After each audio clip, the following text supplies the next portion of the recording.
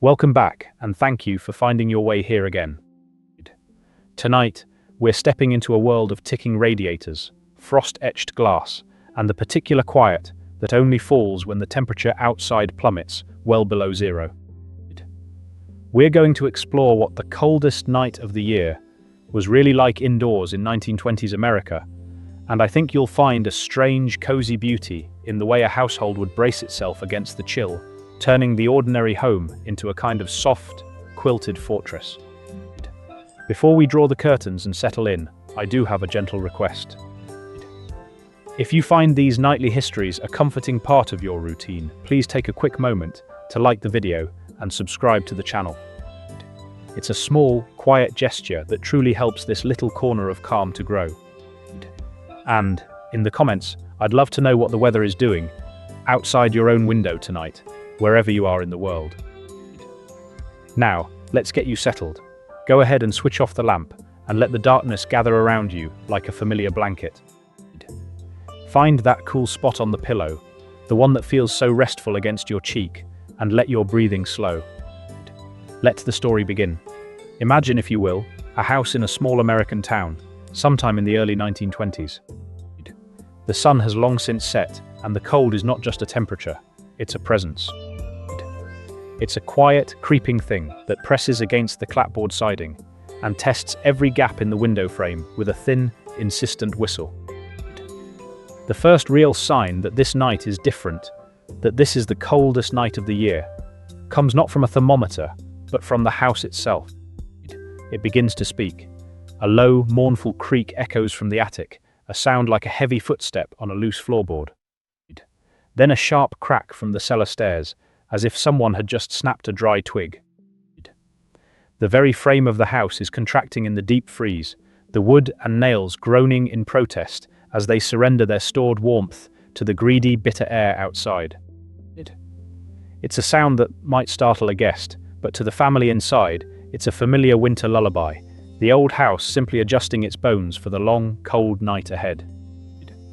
Now, picture the front door, a heavy wooden thing that stands as the first line of defense. But even the stoutest door has a secret weakness, the keyhole. On a night like this, the brass keyhole cover is a tiny frozen mouth, and the draft that sneaks through it is sharp enough to feel like a needle of ice on your ankle if you walk by. The real battle, however, is fought at the bottom of the door. A persistent, low draft slides across the floor, like a silent, invisible river of cold, chilling the varnish and making the floorboards shrink. The remedy is a humble but essential household creation, the door snake. This isn't a creature, of course, but a long fabric tube, perhaps sewn from a worn-out pair of corduroy trousers, or a scrap of heavy tweed and filled with sand. You can picture it, a dark, lumpy sentinel, its weight pressing firmly against the gap beneath the door. The sand inside is cold to the touch, having absorbed the chill from the floor, but it forms a perfect, pliable dam, holding back the flood of frigid air. It's a simple, homemade thing, but on a night like this, it feels as vital and ingenious as any modern invention. Now, turn your attention to the windows. The glass is no longer a clear portal to the snowy street outside, but a canvas for a fleeting masterpiece. Jack Frost has been busy. Feathery, crystalline ferns have bloomed across the inside of the panes, their delicate fronds spreading in intricate, silvery patterns. This is no mere frost, it's a garden of ice, a microscopic forest of perfect, shimmering geometry. The children in the house, their breath misting in the air, will press close to the glass, their small fingers tracing the icy veins of these frozen leaves. They'll draw little circles and lines, watching as the warmth of their touch melts a path through the crystal, leaving a clear, dark streak that reveals the black, starless night beyond. It's a quiet, fleeting game, a moment of wonder before the heavy window quilts are drawn. These quilts, thick and often made from old blankets or even discarded coats, are the final barrier. They're hung from a rod and pulled tightly across the entire window frame, blocking the light and the draft, muffling the sound of the wind, and sealing the room in a cocoon of still, dark air. The frost ferns will survive the night, hidden behind their fabric shield, a secret garden of ice waiting to be discovered again in the morning. Now, The heart of the home must be recentered. In many houses of the 1920s, there was a room kept for best, a parlor that was a museum of stiff furniture and quiet pride, rarely used except when the minister came to call or during the holidays. But on the coldest night of the year, the rules of the house changed. The parlor, which often held the largest fireplace or the best radiator, was opened. This was a ritual in itself. The family would enter the dark, cold room, their breath puffing out in little clouds, and begin the transformation. The good furniture, the velvet settee, and the mahogany chairs would be carefully draped with old cotton sheets, turning them into pale, ghostly forms. This was to protect the fine upholstery from the soot and stray cinders that might escape the fireplace. The centerpiece of this new temporary living space was the horsehair sofa. It was a formidable piece of furniture, notoriously prickly and unyielding in the summer, but on a night like this, it became the most coveted spot in the house. The family would drag it, with a great deal of scraping and muffled laughter, right before the roaring fire. The horsehair stuffing, warmed by the blaze, would release a strange, comforting smell, a mix of old hay, dust, and history. The parlor, once a cold museum, was now a sheet-draped camp, a cozy den where the whole family would gather, and, as the fire burned low, sleep together in a huddle of blankets, the horsehair sofa serving as the warm, if slightly scratchy, throne. The warmth of the fire is a blessing, but it's a hungry one. It needs fuel, and that brings us to a figure of quiet heroism, the coal man. Picture him now, not as a character in a story, but as a real man, his face red and chapped from the wind, his shoulders dusted with a fine black powder. His day began long before dawn, and on the coldest night, his work is not yet done. You can almost hear the distant, muffled sound of his horse-drawn wagon, the iron-rimmed wheels crunching through the frozen snow, the horse's breath steaming in great rhythmic plumes. The coalman's delivery is a lifeline. He heaves the heavy burlap sacks onto his back, his spine bending under the weight, and trudges through the drifts to the cellar door. The sound of the coal rattling down the chute is a sound of pure security, a rumbling promise of warmth that echoes through the house's very foundation. He is a welcome sight, a soot-stained Santa Claus, whose gift is not a toy, but another night of survival. And in a gentle, humorous twist of fate, his counterpart, the Iceman, is also making his rounds. His job, on this single bitter night, is almost pleasant. The great blocks of ice on his wagon don't melt, they stay perfectly solid, and he can take his time, his own horse's hooves clip-clopping a slow, steady rhythm on the silent, frozen streets. He is the only soul in town who finds the brutal cold a relief, his product never more stable. As the evening deepens, the world outside becomes a distant, muffled memory. The family is now gathered in the transformed parlor, the fire casting dancing shadows on the sheet-draped furniture. The mantelpiece above the fire holds a row of family photographs, their silver and wooden frames, standing like silent sentinels. If you were to reach out and touch the glass of one of those frames, you'd find it shockingly cold, as if the ancestors in their sepia tones were bracing against the chill themselves. Their stoic faces, frozen in time, seem to share in the family's quiet endurance. A great aunt with a high lace collar, a grandfather with a formidable mustache. They all look on, their expressions seeming to say, "Yes, this is a cold one, but we've seen worse." The cold glass is a thin, transparent barrier between the warm world of the living and the still, cool world of memory, and on this night, the two feel very close. The final ritual of the night involves the front door key. Perhaps a member of the household has been out, making a final check on the barn or walking back from a neighbor's house. The journey from the gate to the front door is a short but epic voyage through a world of crackling cold.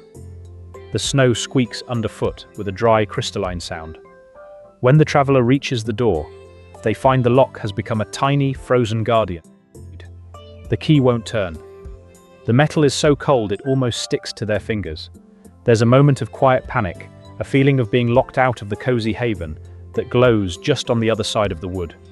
The solution is a breath. They cup their hands around the keyhole and breathe a long, warm, moist breath into the lock, the vapor clouding around the brass.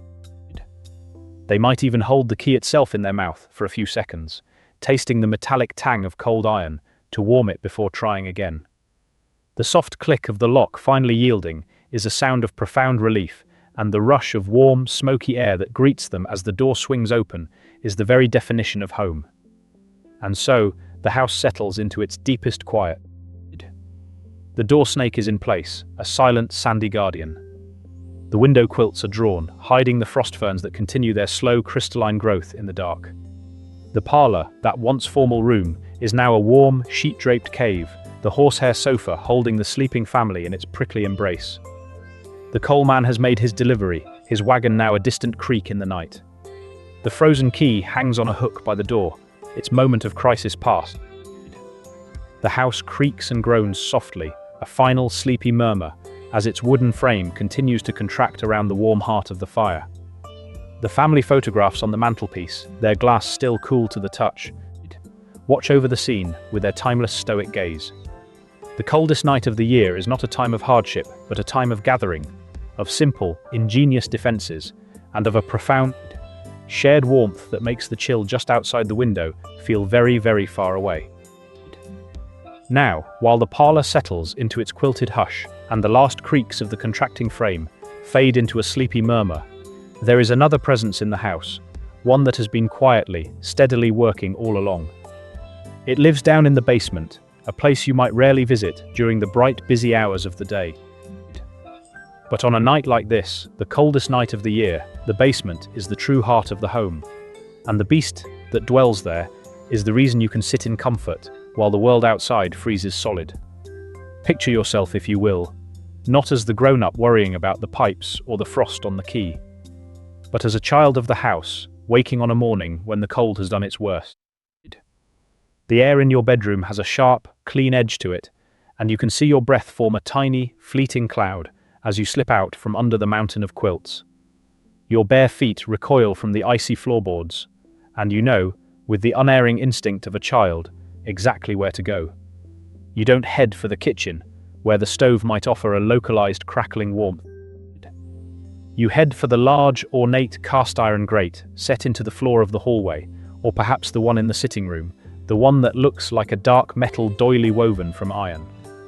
This is the spot, the magical place where the beast in the basement breathes its warm, invisible breath up into the house. You stand directly over it, your thin cotton nightgown falling around your ankles, and you wait. There is a low, almost subsonic hum, a vibration you feel more in your feet than hear with your ears. Then a gentle current of air, smelling faintly of warm metal, and something else, something clean and dry, begins to rise. It catches the hem of your nightgown, and slowly, magically, the fabric starts to billow. It fills like a sail on a calm sea, puffing out around you until you are standing in a soft cotton balloon, the warm air a gentle encompassing hug that chases the chill from your shins and sends a blissful shiver up your spine. This is the original forced air heating, a system powered not by a whirring electric fan, but by the simple, silent rise of heat, and for a glorious moment, its most visible indicator is a child's nightgown, transformed into a floating, ghostly bell. The ornate grate beneath your feet is a work of art in its own right, a heavy interlocking pattern of iron scrolls and flourishes, cool to the touch at the edges, but radiating a deep, penetrating warmth from its center. If you were to get down on your hands and knees and peer into its dark, geometric depths, you might see a faint, distant orange glow, a glimmer of the inferno contained in the heart of the house. But the real source of that warmth, the beast itself, is another 2 floors down, in the dusty, shadowed realm of the basement. Let us imagine, for a moment, that we follow the path of that warm air backwards, down through the ductwork, past the asbestos-wrapped pipes, to the great, hulking iron giant that squats in the cellar. This is the furnace, and on the coldest night of the year, it is a creature of insatiable appetite. Its iron door, when opened, reveals not a gentle hearth, but a roaring, white-hot maw that seems to breathe with a life of its own. The sound it makes is a constant, deep-throated roar, a sound so fundamental that it becomes a kind of silence, the baseline of the house's existence. And the man who tends this beast, perhaps the father of the house, or a hired hand, is its devoted keeper. His ritual is timed to the rhythm of the cold.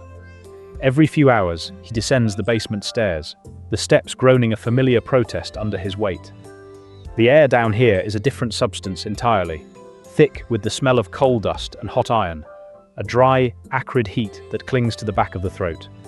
He approaches the furnace, its great iron flanks radiating a heat that feels almost solid, a wall of warmth you could lean against.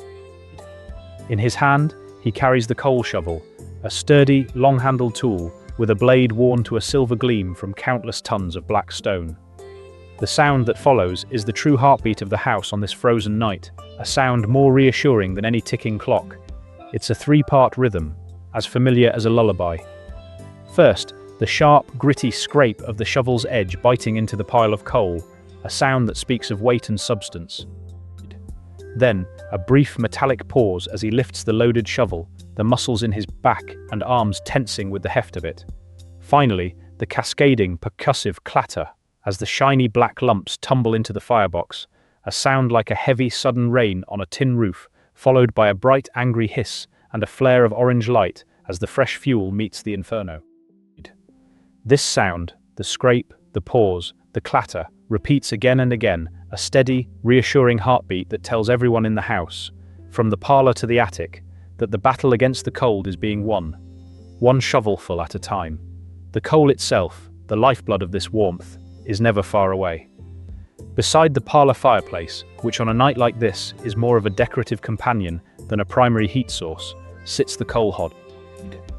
It's a bucket really, but a bucket with a certain dignity, often made of embossed brass or painted tin, and on this night it is filled to the brim. The coal inside is a miniature mountain range, a collection of glossy black faceted stones that glitter dully in the firelight. It's a comforting sight, this full hod, a promise of warmth that is tangible and immediate. The act of refilling it from the larger bin in the basement is a quiet, domestic chore, a small but vital link in the chain of survival against the cold. The clink of the coal as it settles, the dust that rises like a fine, dark ghost, the satisfying weight of the hod as it's placed back on the hearth, these are the small sensory details that make up the texture of a winter's evening. But the coal that enters the firebox as glossy black stone does not stay that way. The fire consumes it, transforming its substance into heat and light, and leaving behind a ghost of its former self. This ghost is the ash, a fine, grey, powdery residue that is the final proof of the coal's sacrifice. And on the morning after the coldest night of the year, the ashman will be a very busy fellow indeed. The furnace, having worked overtime to fight back the relentless cold, has produced mountains of this fine grey ash. It fills the ash pit below the grate, a soft, silent drift that must be sifted and hauled away. The ashman's work is a dusty, unglamorous ballet. He pulls out the heavy, clinking ash pan, and with a gentle practice motion, he sifts the contents. This is a crucial step, a small act of economy, for among the fine, powdery ash, there are often small, unburned nuggets of coke or coal, little black pearls that can be salvaged and returned to the fire. The sifting screen rattles softly, a gentle shaking sound, and the usable bits are separated like wheat from chaff. What remains is the true ash, a mountain of it, a heavy, dusty trophy of the night's battle. It is a substance so fine it seems almost liquid, swirling in the air with the slightest disturbance, coating the ashman's hands and clothes with a soft, grey film. He hauls the heavy cans up the basement stairs, his boots thudding on the wood, and out into the shocking, brittle cold of the morning, where the air is so sharp it feels like a slap. The ash can, as it's set down on the curb with a solid, muffled thump, is a reminder of the battle fought overnight. It is a heavy, dusty trophy, a quiet monument to the simple, relentless work of staying warm. Now this system, this beautiful rhythmic dance of coal and ash and warm rising air, was not the same for everyone. The temperature in your bedroom was, in a very real sense, a precise indicator of your social standing. In the grand mansions along Fifth Avenue, the beast in the basement was a more elaborate creature, a massive coal-fired boiler that sent steam or hot water through a labyrinth of pipes to cast iron radiators in every room. These homes had what we might now call zoned heating, a system of valves and thermostats that could, in theory, deliver a different level of warmth to the drawing room than to the library. But the warmth, like so many things, followed the strict hierarchy of the house. The family's bedrooms, the parlors, the dining room, were kept at a comfortable, even luxurious temperature. Meanwhile, the servants' quarters, tucked away in the attic or the basement, were often a different story entirely. These were spaces of thin walls and single-pane windows that rattled in the wind, where the radiators, if they existed at all, were small and stingy with their heat. On the coldest night of the year, a maid sleeping in her attic room might pile her coat and every spare blanket onto her narrow bed, her breath forming frosty clouds in the darkness, while just 2 floors below, the family slept in blissful, cocooned warmth. The same furnace that was a benevolent, life-giving beast to some was a distant, indifferent god to others. The warmth it generated was a currency, and it was spent lavishly on the public face of the house, while the back corridors and hidden staircases were left to make do with the scraps. But for our purposes, let us return to the more modest, but no less magical, home. Let us return to the child standing over the floor grate, the nightgown now fully ballooned, a soft cotton bell jar of warmth. The heat rising from the basement is a continuous, silent benediction.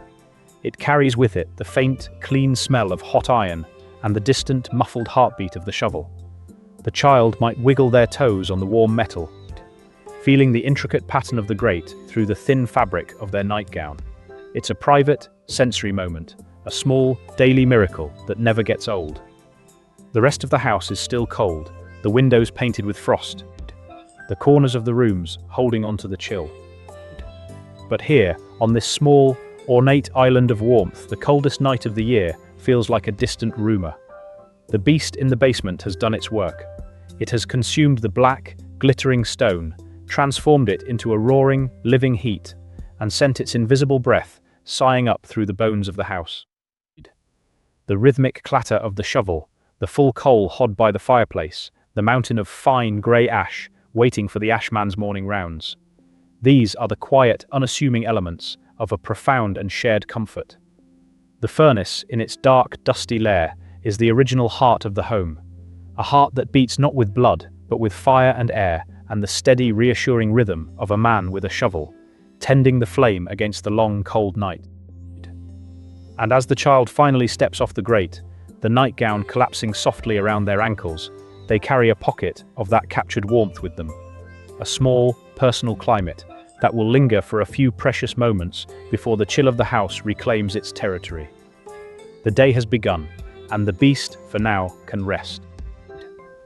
Now, let's leave the basement behind, pulling the door closed with a soft click, and climb the narrow back stairs to the kitchen, the true heart of the home on a night like this.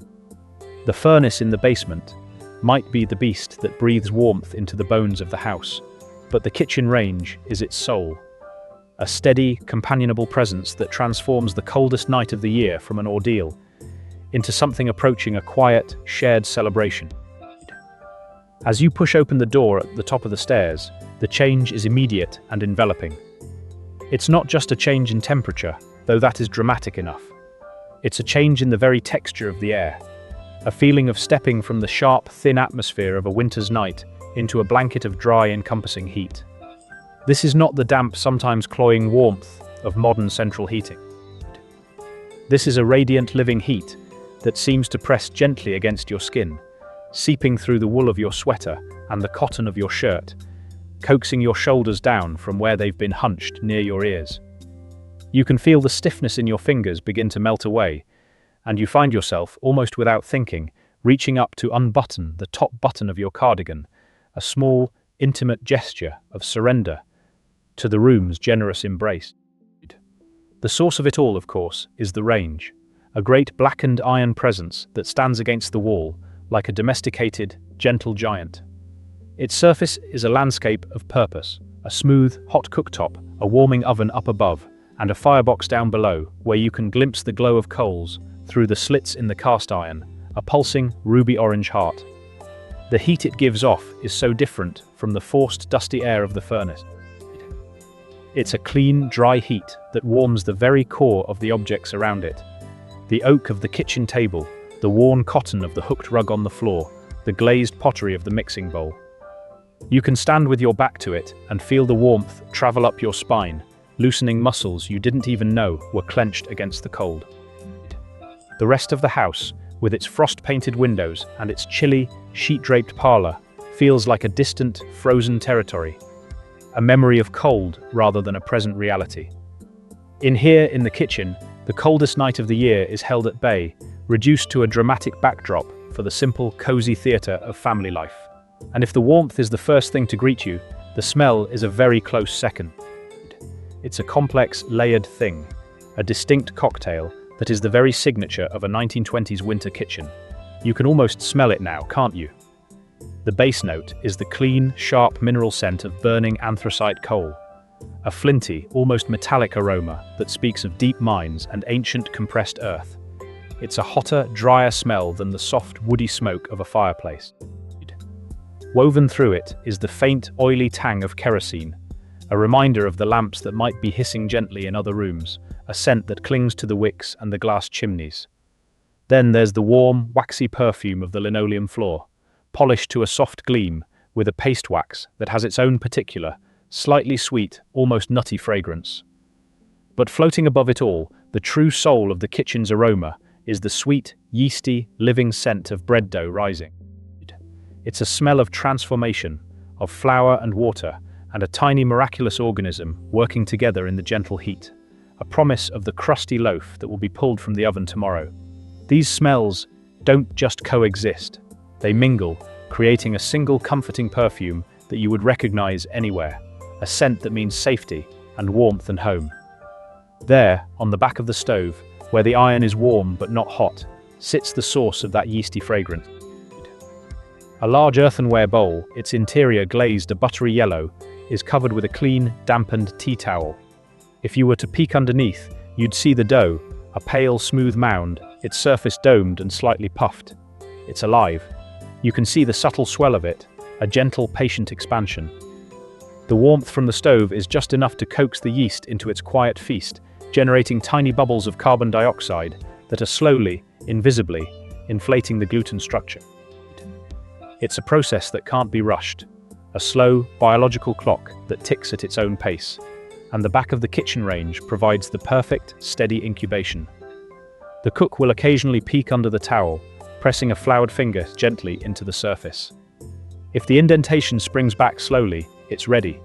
If not, it's left to its quiet, warm work, a living thing sharing the kitchen's heat with the family. Meanwhile, in the corner of the kitchen, suspended from a stand, is a small, ornate cage made of brass wire.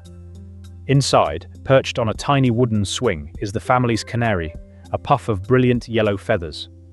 On this, the coldest night of the year, the bird has been brought in from the parlor, its usual daytime spot, and placed here, closer to the heart of the warmth. The canary is more than a pet. It's a delicate, feathered barometer, the family's most sensitive thermometer. Everyone knows that a draft that might only make a child's nose run can be fatal to a canary. So, as the temperature outside plummets, a watchful eye is kept on the little bird. If it's happy and warm, it will chirp and preen, a tiny bright sound against the winter's silence. But if it falls silent, if it fluffs its feathers into a miserable, puffed-up ball and tucks its beak into its wing, it's a sign that the cold is winning, and more coal must be shoveled into the range's firebox. For the night, a thick, dark cloth is draped over its cage, not to trick it into sleeping, but to create a pocket of still, warm air, a microclimate safe from the drafts that creep across the floor. The canary's quiet, rhythmic rustling under its cover is another soft layer of sound, a tiny, reassuring heartbeat in the room. Now, consider a curious paradox. In a kitchen filled with the radiant heat of a coal range, where you can comfortably unbutton your cardigan, the coldest object is, of course, the icebox. It sits against an exterior wall, a sturdy wooden cabinet insulated with cork or zinc, and inside is a large, clear block of ice, delivered days ago by the iceman. You would think, on a night like this, that the icebox would be a frozen vault, but the opposite is true. The world outside is so brutally cold, far colder than the inside of an icebox ever gets. The block of ice, a dense, frozen mass, actually acts as an insulator, a buffer against the frigid air seeping through the kitchen wall. The interior of the icebox, nestled against that block, becomes a relatively warm sanctuary. It's a topsy-turvy world where the icebox is the warmest place in the kitchen. A safe haven where the milk won't freeze solid and the butter remains spreadable, not a rock-hard, unyielding block. It's a small, practical miracle of physics, a quiet irony that plays out silently behind a wooden door, keeping the family's perishables in a state of perfect, chilled suspension while the world outside is locked in a deep freeze. The kitchen range's warmth is a generous thing, but it has its limits. The plumbing, for instance, remains stubbornly cold. The pipes running through the walls are chilled by the outside air, and the water in the hot water tank, even if it was heated earlier, has lost much of its battle with the surrounding cold. If you turn the tap, marked hot, what comes out is, at best, lukewarm, a tepid trickle that does little more than take the sharpest edge off the chill. The idea of a hot bath on a night like this is a fantasy that requires a community effort, a coordinated campaign against the cold. It means filling the largest pots from the tap and setting them to heat on the stove, watching the water slowly begin to shimmer and steam. It means a parade of kettles, their spouts whistling a shrill, urgent tune, being carried carefully across the kitchen floor to the bathroom. The tub is filled in stages, a few inches of lukewarm water from the tap, then a cascade of boiling water from the kettle, then another and another, until the bath is a swirling, steaming pool. It's an act of collective labor, a gift of warmth prepared by the whole family, making the eventual soak not just a bath, but a shared triumph. But the cold, that great uninvited guest, is not just an adversary to be fought. It can also be a collaborator, a secret ingredient in the night's sweetest rituals. The coldest night of the year is, quite simply, the best time for making candy. The kitchen becomes a tiny, fragrant factory. Picture a heavy-bottomed saucepan on the stove, filled with sugar, cocoa, butter and milk, bubbling and churning in a glossy, dark brown maelstrom. The smell is intoxicating, a deep, rich chocolate that overpowers even the coal and the kerosene. A drop of the boiling liquid is dropped into a cup of cold water, and everyone watches to see if it forms a soft ball, the sign that the fudge is ready. Then comes the beating, a vigorous, rhythmic stirring with a wooden spoon, until the glossy mixture suddenly transforms, losing its shine and becoming thick and matte. This is the moment. The fudge is poured into a buttered pan and immediately carried to the cold windowsill. The window pane is a sheet of frost, and the air just beyond it is a silent, perfect freezer. The fudge sets up almost instantly, its surface firming into a smooth, even sheet. The cold is an essential ingredient, a natural catalyst that turns a boiling liquid into a creamy, melt-in-your-mouth solid. And then there is the taffy. This is a more theatrical affair. The cooked molasses and sugar mixture, once cool enough to handle, is gathered into a glossy, amber ball. Now, the pulling begins. It's a job for two. Buttered hands taking the warm, pliable mass and stretching it out into a long rope, then folding it back on itself, over and over. The taffy catches the light as it's pulled, turning from a dark, translucent amber to a lighter, opaque, satiny gold. The air cools it as it stretches, incorporating tiny air pockets that will give the finished candy its characteristic, tender chew. The whole family huddles around this task, drawn to the warmth of the stove and the shared, silly labor.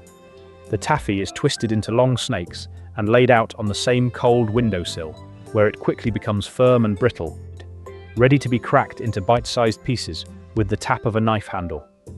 The kitchen, for an hour, is filled with the buttery scent of molasses and the quiet laughter of sticky fingers, the cold outside making the warmth inside feel all the more precious. And finally, there is the most magical trick of all, a sweet silver lining that only the most brutal cold can provide. Forget the hand-cranked ice cream maker packed with rock salt and ice. On a night like this, the back porch becomes a confectioner's dream. A simple bowl of sweetened cream, rich and white and flecked with a scraped vanilla bean, is carried out into the frigid air. The porch is a dark, frozen stage, the floorboards groaning with the cold. The bowl is set down on the railing, and then you wait. The transformation is silent and almost invisible. The cream, which was a liquid just moments before, begins to crystallize at the edges, a delicate frost creeping inward. The cold is so deep, so penetrating, that it freezes the cream gently, without the constant churning of a machine, creating a texture that is uniquely smooth and dense, almost like a silken custard. It's a rare treat, a dessert made not by a machine, but by the weather itself, a gift from the coldest night of the year. When the bowl is retrieved, its contents are a perfect, quivering canvas of ice cream, ready to be scraped into dishes and eaten right there in the warm kitchen. A taste of the frozen world outside, transformed into something sweet and shared, right by the steady, radiant heart of the rain. Now, as the back door clicks shut and the bowl of freshly churned ice cream is carried away to the kitchen, you might find yourself drawn toward the front of the house, toward the living room, where the real hearth of the home glows with a different kind of warmth. The kitchen range was the workhorse, the steady, practical heart, but the fireplace in the parlor is the soul, a gathering place for the coldest night of the year. And tonight, the fire has been built up especially high, its flames licking at the bricks with a soft, rhythmic purr, sending out waves of heat that make the heavy drapes across the windows seem to breathe in and out ever so slightly as the cold wind presses against the glass on the other side. You can feel the chill still lurking at the edges of the room, a cool breath on the back of your neck if you stand too close to the wall. But the center of the space is a pocket of golden light and comfort, a little island of summer in a sea of winter. Picture the room as it settles into evening. The gas lamps or electric bulbs might be turned down low, because tonight the family is gathered around two sources of light and warmth: the fire and the radio. The radio sits on a small table near the hearth, its wooden cabinet polished to a deep, mellow sheen, and as you approach, you can see the faint orange glow of its vacuum tubes through the ventilation slits in the back. It's a tiny, private campfire of its own, a cluster of glass bottles filled with a warm, amber light that flickers almost imperceptibly as the filaments heat up. There's a smell that comes with it too. Not the sharp, clean scent of burning wood, but something older and dustier, like the first time the furnace kicks on in autumn. A smell of hot dust and warm bakelite, a faintly metallic tang that somehow feels cozy because it means the radio is alive, that it's pulling voices and music out of the frozen air and bringing them into this one room. You can imagine the radio as a tiny glowing campfire of sound, its crackle and hum, a miniature echo of the logs snapping in the grate, its dial a little window onto a world far beyond the snowdrifts piling up against the porch. Someone, perhaps your father or an older sibling, leans in and turns the knob, and the radio comes to life with a low, humming buzz that slowly resolves into the sound of a distant orchestra, or the tinny, cheerful voice of a comedian telling jokes you can barely follow but laugh at anyway, because the laughter of the studio audience is so infectious. The broadcast crackles and pops, the signal ebbing and flowing like a tide of static, and every now and then someone has to reach out and adjust the dial with the delicacy of a safecracker, finding that one sweet spot where the music comes through, clear, and the interference fades to a gentle whisper. The radio's glow paints the nearest faces in soft amber, and you might find yourself staring into those vacuum tubes as if they were embers, letting the sound wash over you without really listening, just feeling the presence of other human voices in the room, even if they're coming from a box. Meanwhile, the fire itself is a living thing, a companion that crackles and sighs and occasionally pops, sending a shower of sparks up the chimney like a tiny inverted snowstorm. The smell of burning hickory or oak mingles with the radio's hot dust scent, and if you close your eyes, you can almost imagine you're in a forest at twilight, the trees whispering around you, the ground warm beneath your feet. But you're not in a forest. You're in a well-loved armchair, its upholstery worn smooth by years of use, a quilt draped over your lap, and in your hands, a heavy ceramic mug. The mug is filled with something warm, perhaps a hot toddy for the adults, the scent of whiskey and lemon and honey rising with the steam, a little clove-studded lemon slice floating on top, like a tiny fragrant life raft. Or maybe it's a mug of warm milk, rich and creamy, with a pat of butter melting into a golden slick on the surface, and a delicate dusting of nutmeg that catches the firelight and sparkles like ground cinnamon bark. You cradle the mug in both hands, and the heat seeps through the thick ceramic, into your palms, up your wrists, a slow, steady warmth that seems to travel all the way to your bones, chasing out the last memory of the cold that nipped at your fingers when you passed by the window. You take a sip, and the liquid is velvety and sweet, coating your throat, and you can feel it settle in your stomach, a little pocket of warmth that radiates outward, making you feel heavy and content. Now, as the radio program fades into a stretch of static or a song you've heard too many times, someone reaches for the worn, leather-bound book on the mantelpiece.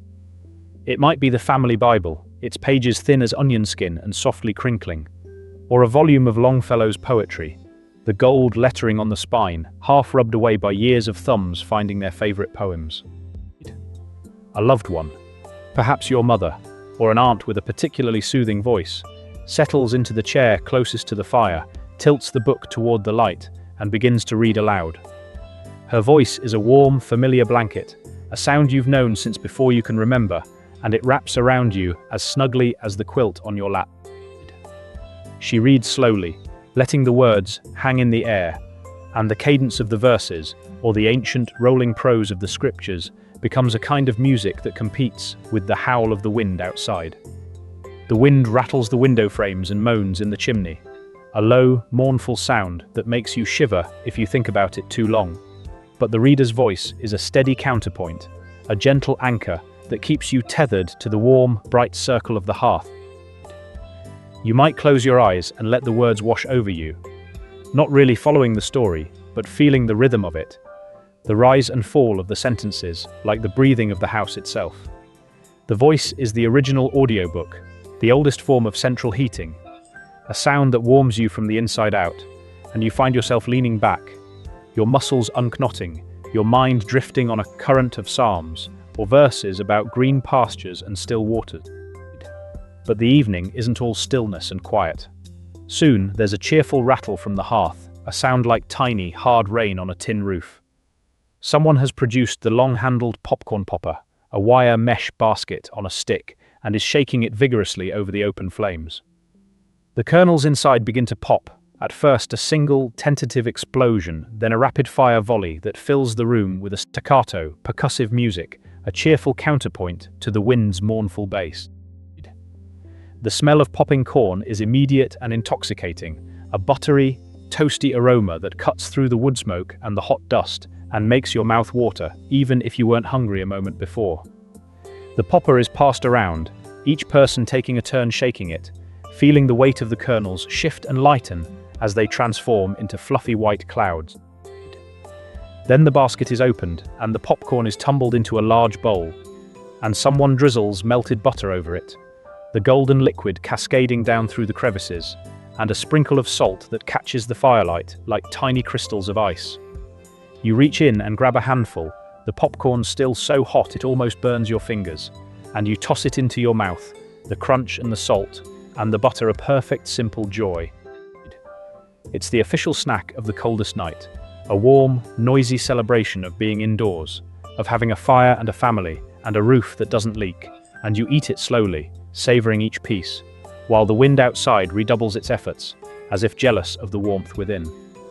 As the evening deepens, the activities become quieter, more meditative.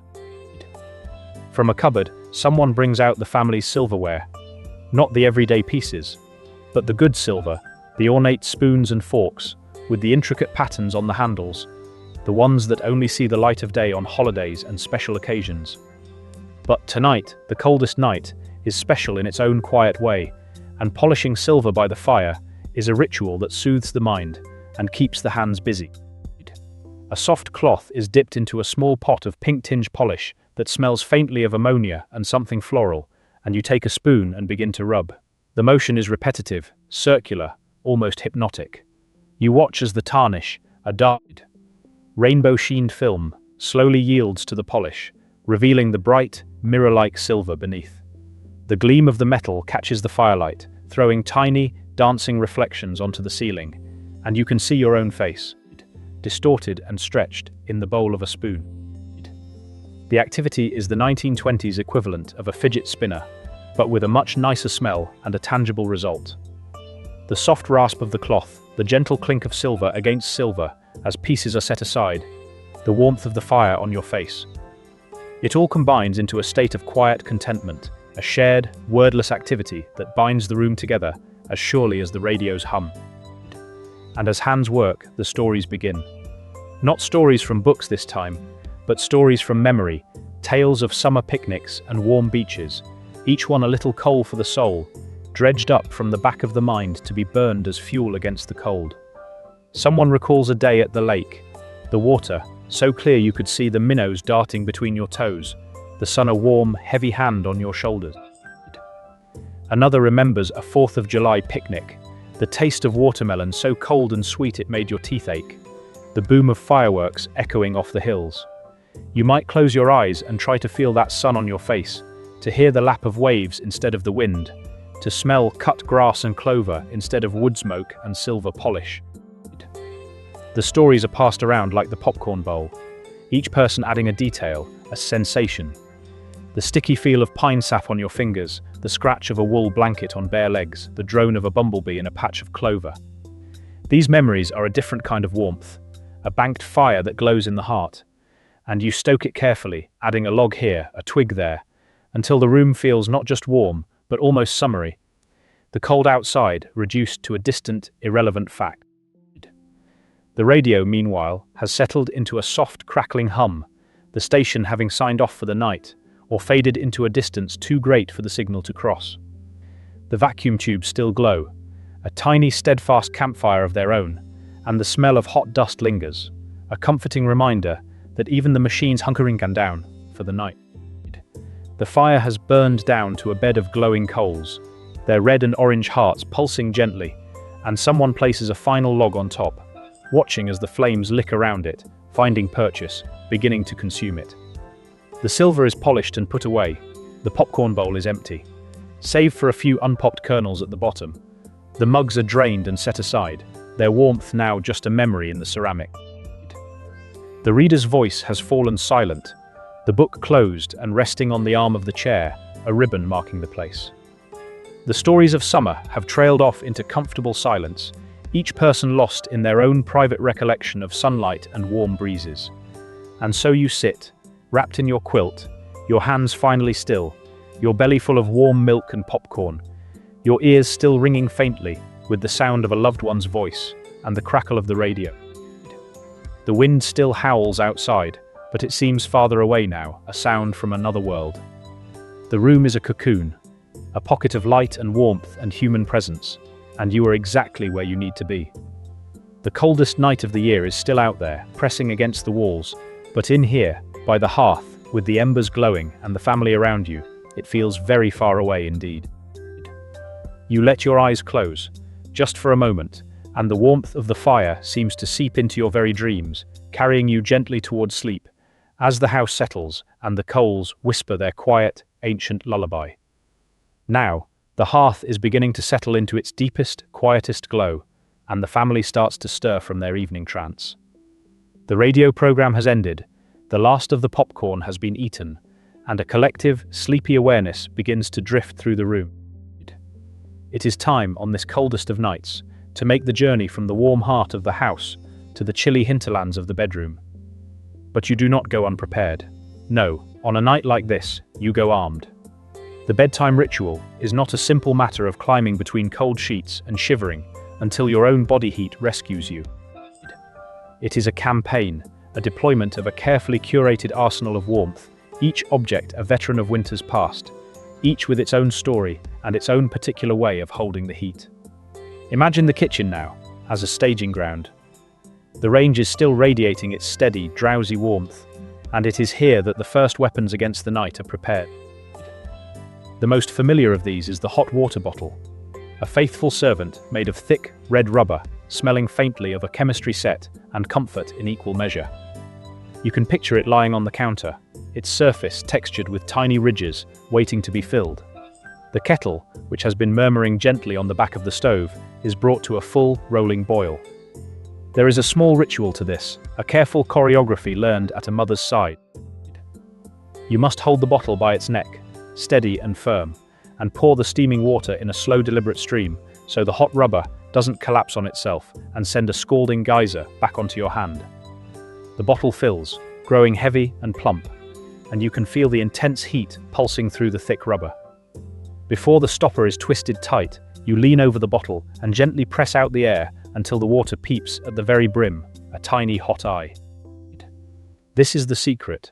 No air inside means no sloshing, just a solid, dependable warmth. Then it is swaddled. A piece of soft, worn-out flannel, perhaps from an old nightgown or a sweater that has been loved into a collection of holes, is wrapped around it and tied at the neck like a cozy scarf. This is not just for insulation, it is a kindness, a way to make the rubber feel less clinical, more like a living thing.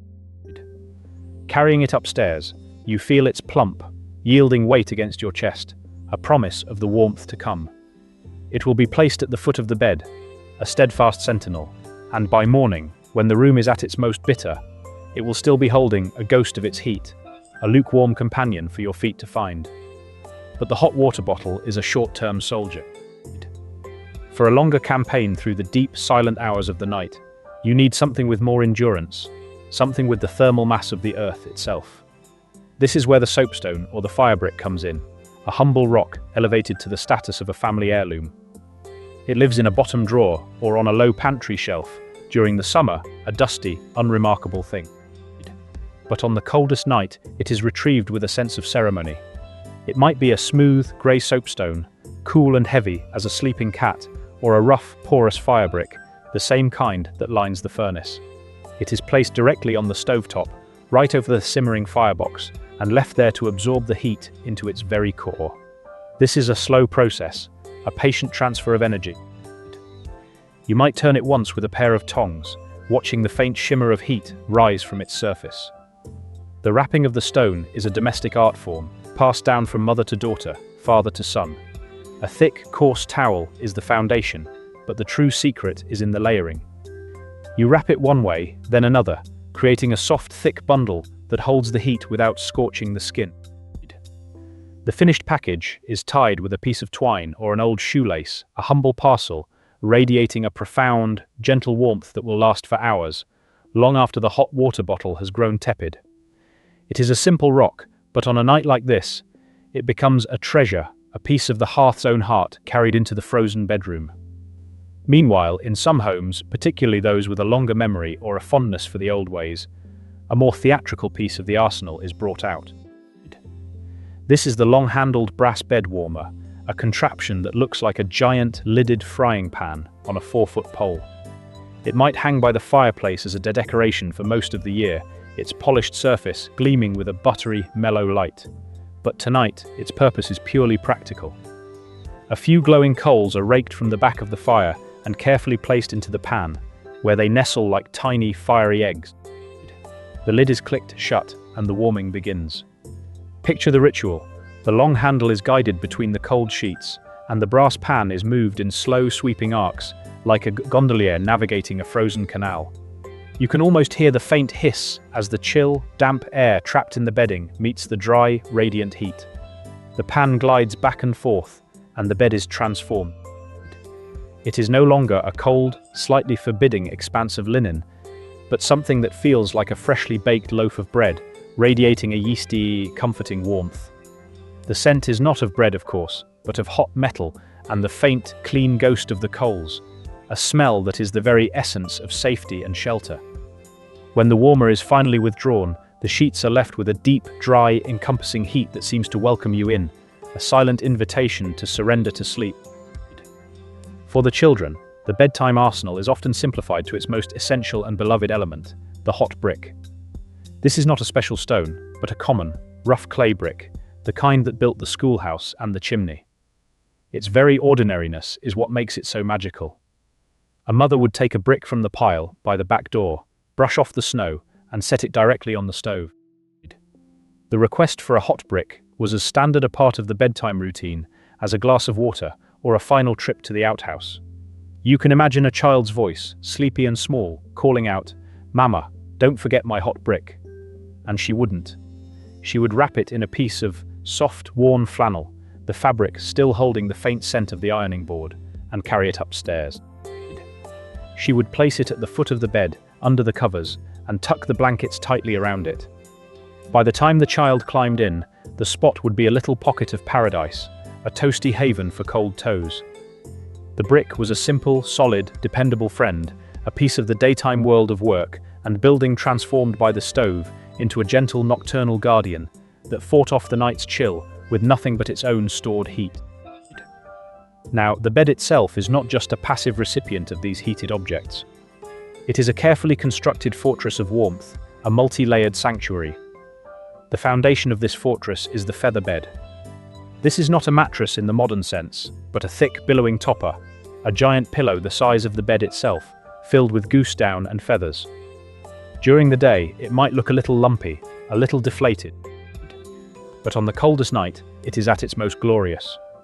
You climb the little step stool and hoist yourself up, and the moment you settle onto it, you are not just lying down, you are being received. The feather bed sighs around you, rising up on either side to create a soft, warm canyon. You sink into it, slowly, deeply, as if into a cloud that has been waiting all day just for you.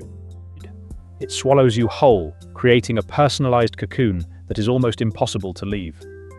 The warmth is not just on top of you, but all around you, a three-dimensional embrace. In the morning, the hardest thing in the world will not be facing the cold, but saying goodbye to this perfect, downy nest. Upon this magnificent foundation, the layers are piled on. The first is the good wool blanket, a treasure brought out only for the most bitter nights. It has spent the summer in a cedar chest, folded away with mothballs, and as you shake it out and let it float down onto the bed, it releases a puff of air that is a ghost of summers past. The smell is a complex, nostalgic perfume, the sharp, clean camphor of mothballs, the warm, woody scent of cedar, and the faint, animalic smell of the wool itself. This blanket is often a piece of family history, perhaps a wedding gift brought from the old country, its edges bound with silk ribbon that is now frayed and soft. It is heavy and slightly scratchy against the chin, but the warmth it provides is a serious, no-nonsense warmth, a barrier against the cold that seeps through the walls. And finally, the crowning glory, the heaviest weapon in the entire arsenal, the crazy quilt. This is not a delicate, patterned quilt made for show. It is a chaotic, jubilant, and profoundly heavy patchwork of scraps. Every piece of fabric has a history. Here is a square of velvet from a grandmother's Sunday dress. There is a triangle of corduroy from a father's old work trousers. A silky scrap from a child's first fancy hair ribbon, a piece of wool from a coat worn until it was threadbare. The crazy quilt is a textile scrapbook of the family's entire clothing history, and it weighs a ton. Bringing it out of the linen closet is a two-person job. When it is finally spread over the bed, it settles with a definitive, almost suffocating presence. The weight is not a burden, but a comfort, a deep, grounding pressure that seems to push all the restless anxieties of the day out of your body and into the mattress. The varied textures, the smooth silk, the nubby wool, the plush velvet, create a tiny landscape of sensation under your fingertips as you drift off. It is a blanket, a history book, and a hug, all in one. And so, with the bed prepared, you make the final dash from the bathroom, your breath a small cloud in the air of the bedroom. You slip between the sheets, and the world is transformed. Your feet find the swaddled warmth of the hot water bottle or the enduring heat of the soapstone. The feather bed rises up to meet you. The good wool blanket and the heavy, crazy quilt press down with their comforting, accumulated weight. The faint, rubbery smell of the hot water bottle mingles with the cedar scent of the blanket and the clean, cold air. The wind may still be howling outside, rattling the window in its frame, but in here, in this meticulously constructed nest of warmth, it is a sound from a distant, irrelevant world. You are in a pocket of perfect, drowsy heat, a cocoon spun from flannel, wool, down, and memory. The last sensation before sleep claims you is not the cold, but the profound, layered, and deeply human warmth of a bed prepared with love and a lifetime of practical wisdom on the coldest night of the year. Now, as you settle into that nest of blankets, the heavy, crazy quilt pressing down with its familiar, comforting weight, there comes a moment just before sleep when you become aware of your own body, of the curious assemblage of garments you are wearing. Because on a night like this, the coldest night of the year, the act of dressing for bed is not a simple matter of slipping into something comfortable. It is a strategic operation, a deliberate layering of textiles against the advancing cold, a ritual where fashion surrenders entirely to the practical demands of frost and survival. The bedroom, you see, is an unheated chamber, a place where the temperature hovers only a few degrees above the frigid air outside. where your breath forms small, ghostly plumes in the dim light of the kerosene lamp. And so, what you wear to bed is not merely sleepwear. It is armor. Picture yourself standing in that chilly room, the floorboards cold beneath your stockinged feet, the window panes etched with frost. The first thing you reach for, the most essential garment of all, is your nightcap. Not the flimsy, decorative thing of storybooks, but a long, pointed cap of soft flannel or densely knitted wool, a cone of warmth that you pull down over your head and ears. The point of it, you see, extends a good 12 or 15 inches, drooping down your back or over your shoulder, and at its very tip hangs a small, often colourful tassel. Now you might think that tassel is a bit of whimsy, a playful flourish added by a grandmother's knitting needles, but its purpose is entirely practical. In the pitch-black darkness of a 1920s bedroom, long after the lamp has been blown out and the last ember in the hearth has faded, you need to find the end of your cap. Perhaps it has twisted around or gotten tucked under your chin. You simply feel along your shoulder, find the little tufted tassel, and give it a gentle tug, pulling the cap back into its proper place, snug over your crown and the vulnerable nape of your neck. It is a small, sleepy gesture, performed in the dark, a private ritual of adjustment that keeps the warmth sealed in where it matters most. The nightcap, you understand, was not a fashion statement. It was a necessity, worn by men and women alike, by grandfathers and young boys, by matronly aunts, and, as we shall see, even by the most modern of young ladies. Because the simple truth, known to everyone, was that a great deal of body heat escapes through the top of your head. Cover your head, and you cover your warmth. The nightcap was the cork in the bottle of your body's heat, and on the coldest night of the year, you made certain that cork was firmly in place. Beneath that nightcap, covering the rest of you from neck to ankle, and often to the wrist as well, was the foundational garment of the era, the union suit. Now, if you have never had the pleasure of wearing a union suit, you must imagine a single continuous undergarment, a one-piece suit of soft, often cream-coloured cotton or wool flannel, that buttons up the front with a long row of small, sometimes pearlescent buttons. It covers your arms and your legs completely, a second skin of woven warmth. For men, women, and children, the union suit was the universal base layer, the first line of defence against the cold. But the union suit possessed one particular design feature that was the source of endless, gentle family comedy. You know the one I mean, the rear flap. The escape hatch, as it was sometimes called with a wink and a nudge. A buttoned opening, strategically placed, that allowed one to attend to certain necessities without the monumental task of disrobing entirely. On a normal night, this flap was a simple convenience. On the coldest night of the year, it was a subject of quiet, shivering negotiation. The thought of undoing those buttons, of exposing even that small patch of skin to the icy air of the bedroom, was enough to make anyone hesitate.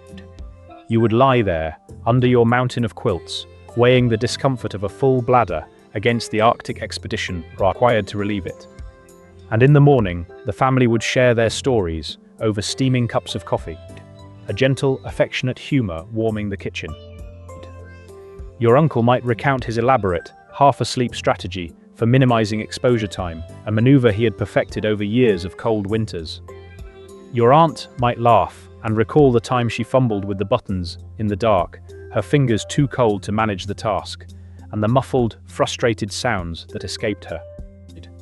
The union suit, that humble, one-piece garment, was a source of warmth, yes, but also a source of 1,000 family jokes, a shared, slightly embarrassing, and deeply human experience that bound everyone together on the coldest nights. Over that foundational layer, you would pull on your pajamas, and in the 1920s, the universal uniform of sleep was flannel. Not the thin printed flannel you might find today, but a thick, napped cotton flannel, soft from many washings, and almost invariably patterned in bold, cheerful stripes or plaids. Picture a pair of men's pajamas, the jacket with a notched collar and a single chest pocket, the trousers loose and comfortable, all in a vibrant pattern of crimson and navy stripes, or a woman's nightgown, long-sleeved and high-necked, falling to the ankles, in a soft plaid of rose and cream. These were not garments designed for allure. They were designed for insulation. The stripes, you see, were not just a matter of style. They were a matter of manufacturing, the simplest way to add visual interest to a utilitarian fabric. But they also had a wonderful, cheerful quality, a visual warmth that seemed to fight back against the monochrome white of the winter world outside. A household on a winter's evening, as everyone prepared for bed, would be a parade of these bold, striped flannels, a shifting patchwork of color against the dark wood of the door frames and the faded wallpaper. You would see your father, his union suit, peeking out at the collar and cuffs, his striped pajamas making him look like a kindly, oversized candy cane. Your mother, her long flannel nightgown brushing the floor, a knitted shawl around her shoulders for the journey from the warm kitchen to the cold bedroom. The children, in their own miniature versions, looking like a set of warmly bundled nesting dolls. The flannel pajama was the great equalizer, the universal uniform of the sleeping household, a soft, warm, and wonderfully unpretentious garment that asked nothing more of you than to be warm and comfortable. But on the very coldest night, the night when the mercury plummeted and the wind howled like a living thing, even the union suit and the flannel pajamas were not enough. On this night, the strict rules of modesty and propriety were gently, quietly relaxed. It was a night when survival took precedence over style, when the bedroom became a tableau of bundled, mismatched survival. On this night, you did not undress for bed. You simply added more layers. Imagine a husband and wife, preparing for sleep in their frigid bedroom. The wife does not remove her wool sweater, a thick, cable-knit affair the color of oatmeal. She pulls it closer around her, tucking her hands into the sleeve. She keeps on her wool stockings, the ones she wore all day. Their dense weave a familiar, comforting pressure on her legs. Perhaps she even keeps on her skirt, a heavy wool tweed that holds the faint, lingering warmth of the kitchen range. The husband, meanwhile, pulls his day shirt back on over his union suit, a thick flannel work shirt in a deep green and black check. He keeps on his heavy wool trousers, the ones with the suspenders still attached, the suspenders hanging loose at his sides. And then, the final, most telling surrender to the cold. They put on their hats, not their nightcaps, but their day hats. The husband might pull on a soft woolen driving cap, its brim pulled low over his ears. The wife might tie a woolen scarf over her head, babushka style, the knot firm under her chin.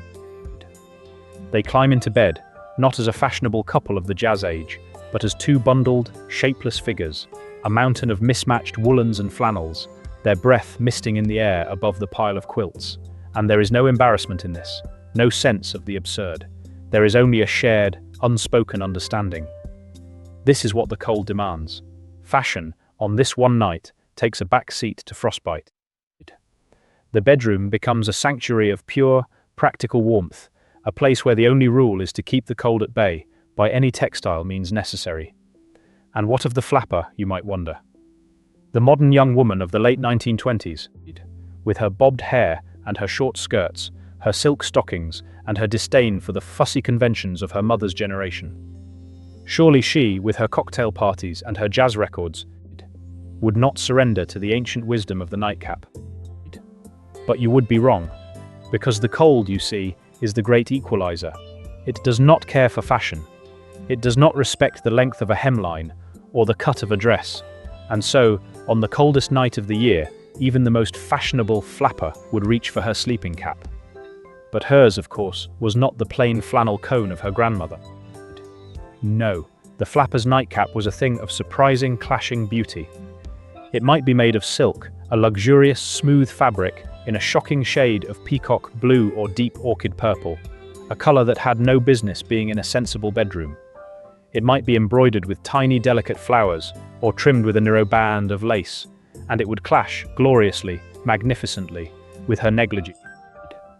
Picture her, this modern woman, standing before her vanity table, its surface cluttered with cut-glass perfume bottles and a silver-handled hairbrush. She is wearing a negligee of the finest silk charmeuse, perhaps in a pale, delicate peach, or a soft, powdery pink, its hem trimmed with ecru lace, its cut a fluid, bias-cut sheath that whispers of the boudoir. And on her head, pulled down over her carefully marcelled and bobbed hair, is this riotous, jewel-toned silk nightcap, its long point hanging down her back, its tassel a silly, frivolous thing of twisted silk threads. The two garments, the elegant negligee and the practical, almost comical nightcap, exist in a state of perfect, harmonious contradiction. She might catch a glimpse of herself in the mirror and let out a small, wry laugh. She, who danced the Charleston until dawn, who shortened her skirts and threw away her corsets, was now wearing a nightcap, just like her mother, just like her grandmother. The cold, it seemed, had a longer memory than fashion.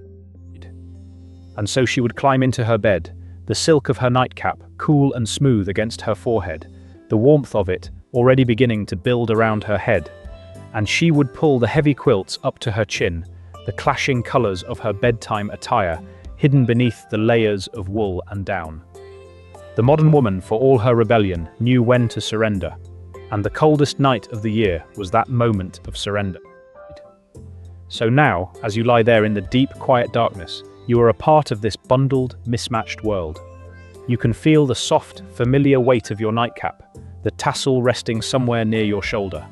You can feel the snug, encompassing warmth of your union suit, the row of tiny buttons, a familiar line down your chest. The bold stripes of your flannel pajamas are hidden beneath the extra sweater you pulled on at the last minute. The wool stockings, a soft, scratchy presence on your legs. Perhaps you are even still wearing your hat, its brim pulled low, a final, defiant barrier against the cold. The wind may still be rattling the window, but the sound is muffled, distant, filtered through layers of fabric and the soft, insulating quiet of the room. The house creaks and settles around you, its timbers contracting in the cold, a sound as familiar as your own breathing. You are a cocoon within a cocoon, a warm living center in a house wrapped in frost.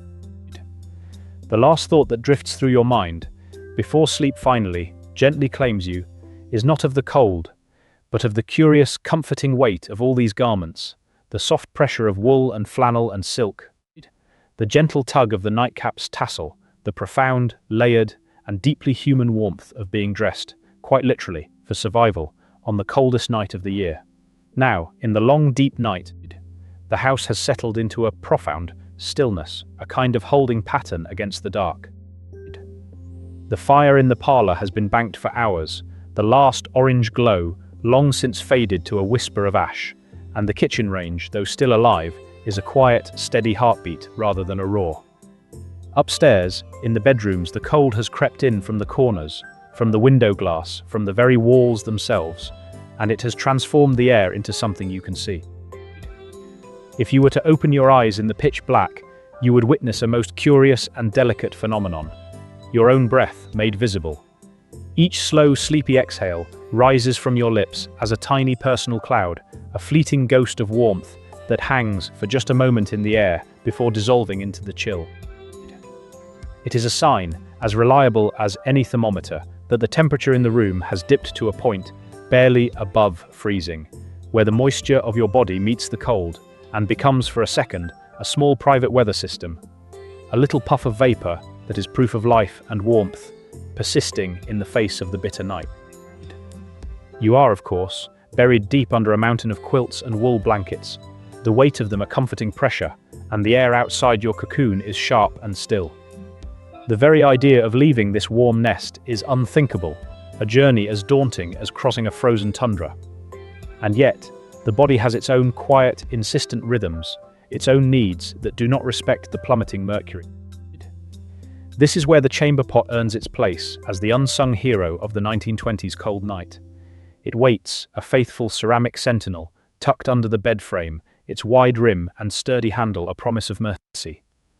To use it is to avoid the unthinkable trek down a pitch-black hallway to a frozen outhouse, or even to a chilly indoor bathroom where the porcelain would feel like a block of ice. In the deep, dark hours, you might hear the soft, muffled sounds of its use, a careful, quiet shifting of the bedclothes, the gentle scrape of the pot being slid from its hiding place, and then, after a moment, the distinctive, muted clink of the heavy lid being replaced. It is a sound as familiar as the creaking of the house timbers, a small, domestic note that speaks of practicality and shared understanding. No one speaks of it in the morning. It is simply a part of the night's quiet ritual, a mercy made of glazed clay, waiting in the dark. But you are not alone in your bed. and that is the greatest mercy of all. On a night like this, the family bed becomes a life raft, a shared vessel of warmth adrift on a sea of cold. The phrase three-dog night has its human equivalent here, in the packed beds of a 1920s winter. Perhaps you are sharing with a sibling or a cousin, the two of you curled together like spoons in a drawer, pooling your body heat under the same heavy quilts. There is a particular, wordless comfort in the presence of another warm body, the steady rhythm of their breathing, the occasional shift of a leg or an arm. It is a practical arrangement, born of necessity, but it carries with it a deep animal contentment. You are not just sleeping beside someone, you are actively, physically contributing to each other's survival, a small, warm community of two. The bed might be crowded, an elbow might find your ribs, but the shared warmth is a currency more valuable than gold. And if you are the one on the inside, you are the lucky one, insulated on all sides by the soft breathing furnace of your kin. And then, of course, there are the four-legged members of the household, who on this night have been promoted from mere pets to bed warmer-in-chief. The family dog, who on any other night might be banished to a rug on the floor or the foot of the bed, has been welcomed under the covers with open arms. You can feel the dog now, a warm, breathing lump nestled somewhere down by your feet, a portable furnace wrapped in fur. Occasionally, the lump will shift, let out a deep, contented sigh, and resettle, radiating a steady, glorious heat that seeps through the layers of flannel and wool. The dog knows, with an instinct far older than any human wisdom, that the best spot in the house is right here, under the quilts, between your feet. It is a symbiotic relationship of the purest kind. You provide the shelter of the bed, and the dog provides a living, breathing hot water bottle that never goes cold. You might reach down with a cold toe and gently nudge the warm, furry mass, and receive in return a sleepy thump of a tail against the mattress, a muffled acknowledgement of the pact. Meanwhile, the cat has staked out an entirely different, but equally strategic, claim. The cat is a heat-seeking missile, and its target is the warmest register in the house. If you were to creep out of bed and into the hallway, you would find the cat there, perched directly over the thin metal grate, where the faintest whisper of warm air from the furnace below still rises. The cat's fur is fluffed up to twice its normal size, each hair standing on end to trap a microscopic layer of insulating air, making the creature look like a small, self-satisfied thundercloud. Its eyes are closed in an expression of profound, meditative bliss. If you were to try, even gently, to move this creature, to perhaps claim a sliver of that precious updraft for your own frozen toes, the cat would open one eye and fix you with a look of pure, unadulterated betrayal. It is a look that says, clearly and without words, "I have found the one warm spot in this frozen wasteland, and I will defend it with every fibre of my being." You would retreat, of course, because on a night like this, even the cat's comfort is a small, shared victory against the cold, and you would not dare disturb such a perfect, purring monument to the art of staying warm. Downstairs, in the heart of the home, a solitary vigil is being kept. The kitchen range, that great black beast of iron and nickel, is never allowed to go out on the coldest night of the year. Its fire is the family's central, beating heart, and if it were to die, the cold would win. And so, someone has been appointed the night watchman of the stove. Perhaps it is a father, an uncle, or an older son. They have dragged a narrow cot into the kitchen, close enough to the range to feel its dry, radiating heat on their face, and they sleep there in fitful stretches, wrapped in an old coat, a wool cap pulled down over their ears. Every few hours, an internal clock, honed by necessity, stirs them awake. They rise quietly, their breath a cloud in the dim, firelit room, and they open the heavy iron door of the firebox. The orange glow spills out, painting their tired face with warmth. With a small shovel, they carefully lift a few gleaming chunks of coal from the hob and feed them into the glowing maw, arranging them with a gentle, practiced clatter. They watch for a moment as the fresh coal catches, the flames licking up around it with renewed vigor, and then they close the door, check the damper, and return to their cot. This quiet, solitary ritual is both a chore and a quiet honor. They are the family's unsung guardian, the keeper of the flame, the one who ensures that when morning comes, the house will still be a place of life and warmth. The rest of the family, asleep upstairs, may not consciously know this vigil is happening, but their sleeping bodies trust it completely, their dreams held safe in the knowledge that the heart of the home is still beating. And what dreams they are. The mind, it seems, has its own way of dealing with the cold. As the body lies still under its mountain of blankets, the subconscious packs bags and migrates south for the night. The dreams that come on the coldest night are filled with images of summer, a warm, internal escape from the frozen reality. You might find yourself walking through a sun-drenched field of wheat, the heat shimmering off the golden stalks, the air thick with the scent of warm earth and clover. Or you might be at a beach, the sand hot under your bare feet, the sound of waves a gentle rhythmic hush, the sun a benevolent heavy weight on your shoulders. You might dream of a picnic by a lazy river, the taste of cold lemonade, the drone of bees, the feeling of grass tickling your bare arms. These dreams are so vivid, so sensorially complete, that for a time you truly forget the cold. Your body might shiver slightly under the quilts, but your dreaming self is basking in a warmth, so profound it feels like a memory, a gift from a past July. The mind, at least, can flee the winter, leaving the body to its quiet, shivering work of survival, and in doing so, it makes the long, deep night not just bearable, but almost beautiful. Back in the bedroom, the visible breath continues its slow, ghostly dance. Each exhale is a fleeting prayer for warmth, a tiny personal cloud that rises and vanishes, a rhythm as steady as sleep itself. The chamber pot waits silently under the bed, a ceramic promise of comfort. The dog, deep under the covers, dreams its own dog dreams, perhaps of chasing rabbits through sunlit meadows, its legs twitching occasionally against your calf. The cat, on its warm register throne, has tucked its head under its tail, becoming a perfect, furry circle of self-contained heat. And you, nestled among your siblings or cousins, are a warm living center in a house wrapped in frost. The house creaks and settles around you, its timbers contracting in the cold, a sound as familiar as your own breathing. The night watchman, downstairs, has just fed the stove again, and the soft, distant clink of the iron door is a reassuring lullaby, a signal that all is well, that the heart is still beating. The long, deep night stretches on, a quiet, frozen eternity. But you are not alone in it. You are part of a small, warm constellation of bodies, human and animal, each one a tiny star of heat against the vast, cold dark. The quilts are heavy, the air is sharp, and your breath is a visible ghost. But you are, in this moment, profoundly, deeply warm.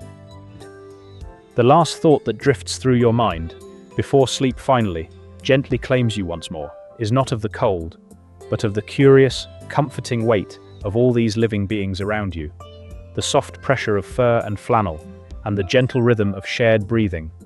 The profound, layered, and deeply human warmth of being huddled together, quite literally, for survival, on the coldest night of the year. And so you drift, carried on a current of shared heat, into dreams of summer, where the sun is always shining, and the air is soft and kind, and the long, deep night becomes just a distant, quiet memory, held at bay by the faithful, sleeping guardians all around you. And now, in the deepest, most silent pocket of the night, when the cold outside has stopped being a weather and has become a presence, a weight, a thing that presses against the window glass like a great dark hand, the house begins to speak. Not in words, of course, but in a language far older and more honest than words, a language of creaks and groans and sudden, startling reports, a percussive symphony that plays just for you, the lone listener tucked beneath your layers, suspended between sleep and waking. It is the sound of the house fighting the cold for you, and if you lie very still and let your breathing slow, you can hear every note of it, a lullaby of resistance that has sung generations of your family to sleep on nights just like this one. The first voice in this midnight orchestra is the one you know best, the one that has been a companion since the first frost painted the windows white. The radiator. It sits beneath the window, a hulking iron beast of curls and fins, and it is never truly silent. Even now, in the small hours when the fire in the basement has banked to a sullen orange glow, the radiator is alive. You can hear it breathing. A soft, sibilant hiss escapes from the little valve on its side, a sound like a long, slow exhalation, as if the house itself is sighing in its sleep. That hiss is the first thread in the fabric of the night's music, a gentle, steady whisper that says, I am here, I am here, I am still here. It is the sound of steam condensing back into water, surrendering its heat to the iron, and the iron, in turn, giving that heat to the air, to the room, to you. And if you breathe in deeply, you can catch the faint, dry scent of hot metal and scorched dust, a smell that is somehow both industrial and deeply domestic, the perfume of a house working hard to keep the freeze at bay. But the radiator is not content to merely whisper. As the steam travels through the pipes, seeking out the cold spots, the iron expands and contracts, and the whole apparatus begins to tick and tap, a rhythmic percussion like a drummer just learning his instrument. A soft tink from somewhere deep inside the coils, then a pause, then another, a little louder this time. And then, without warning, comes the sound that can jolt you from the edge of dreams. A sudden, emphatic bang. A sharp, metallic report that rings through the room and then fades into a gentle, apologetic clanking. It is the sound of a trapped pocket of water flashing into steam, a tiny explosion of heat, and though it might startle you, there is nothing to fear. That bang is the house's way of saying, in its own percussive language, I am still fighting the cold for you. I have not given up. I will not give up. And after the echo dies away, the radiator settles back into its steady hiss, as if nothing had happened, and you can almost imagine it looking a little sheepish, a great iron creature that has accidentally cleared its throat too loudly in a quiet room. Meanwhile, behind the walls and beneath the floorboards, another section of the orchestra is tuning up. The hot water pipes, the arteries of the house, are singing. It begins as a low, mournful hum, a vibration you feel in your chest more than you hear with your ears, a sound like a distant cello being drawn slowly across the lowest string. Then, as the furnace in the basement sends another surge of warmth through the system, the pipes begin to clank and knock, a percussive conversation that travels from room to room, floor to floor. Clink-clank, clink-clank. A rhythmic, metallic tapping that seems to follow a logic all its own, a secret code tapped out by the house's own heartbeat. Sometimes it sounds like someone is gently tapping a spoon against a pot in a faraway kitchen. Other times it is a deeper, more resonant thud, as if the house is shifting a heavy piece of furniture in its sleep. This is the sound of thermal expansion, the metal stretching and groaning as it warms, and it is, in its own strange way, a lullaby. A percussive, clanking, singing lullaby that has rocked countless sleepers through countless frozen nights, a reminder that the house is not a dead thing of wood and plaster, but a living, breathing, fighting organism, and its voice is the voice of the pipes, groaning and clanking with the effort of keeping you warm. And then there is the clock. On the mantelpiece, in its glass dome, the wind-up clock that has measured the hours for as long as anyone can remember is keeping its own slower time tonight. You can hear its tick, but it is not the crisp, businesslike tick of a summer afternoon.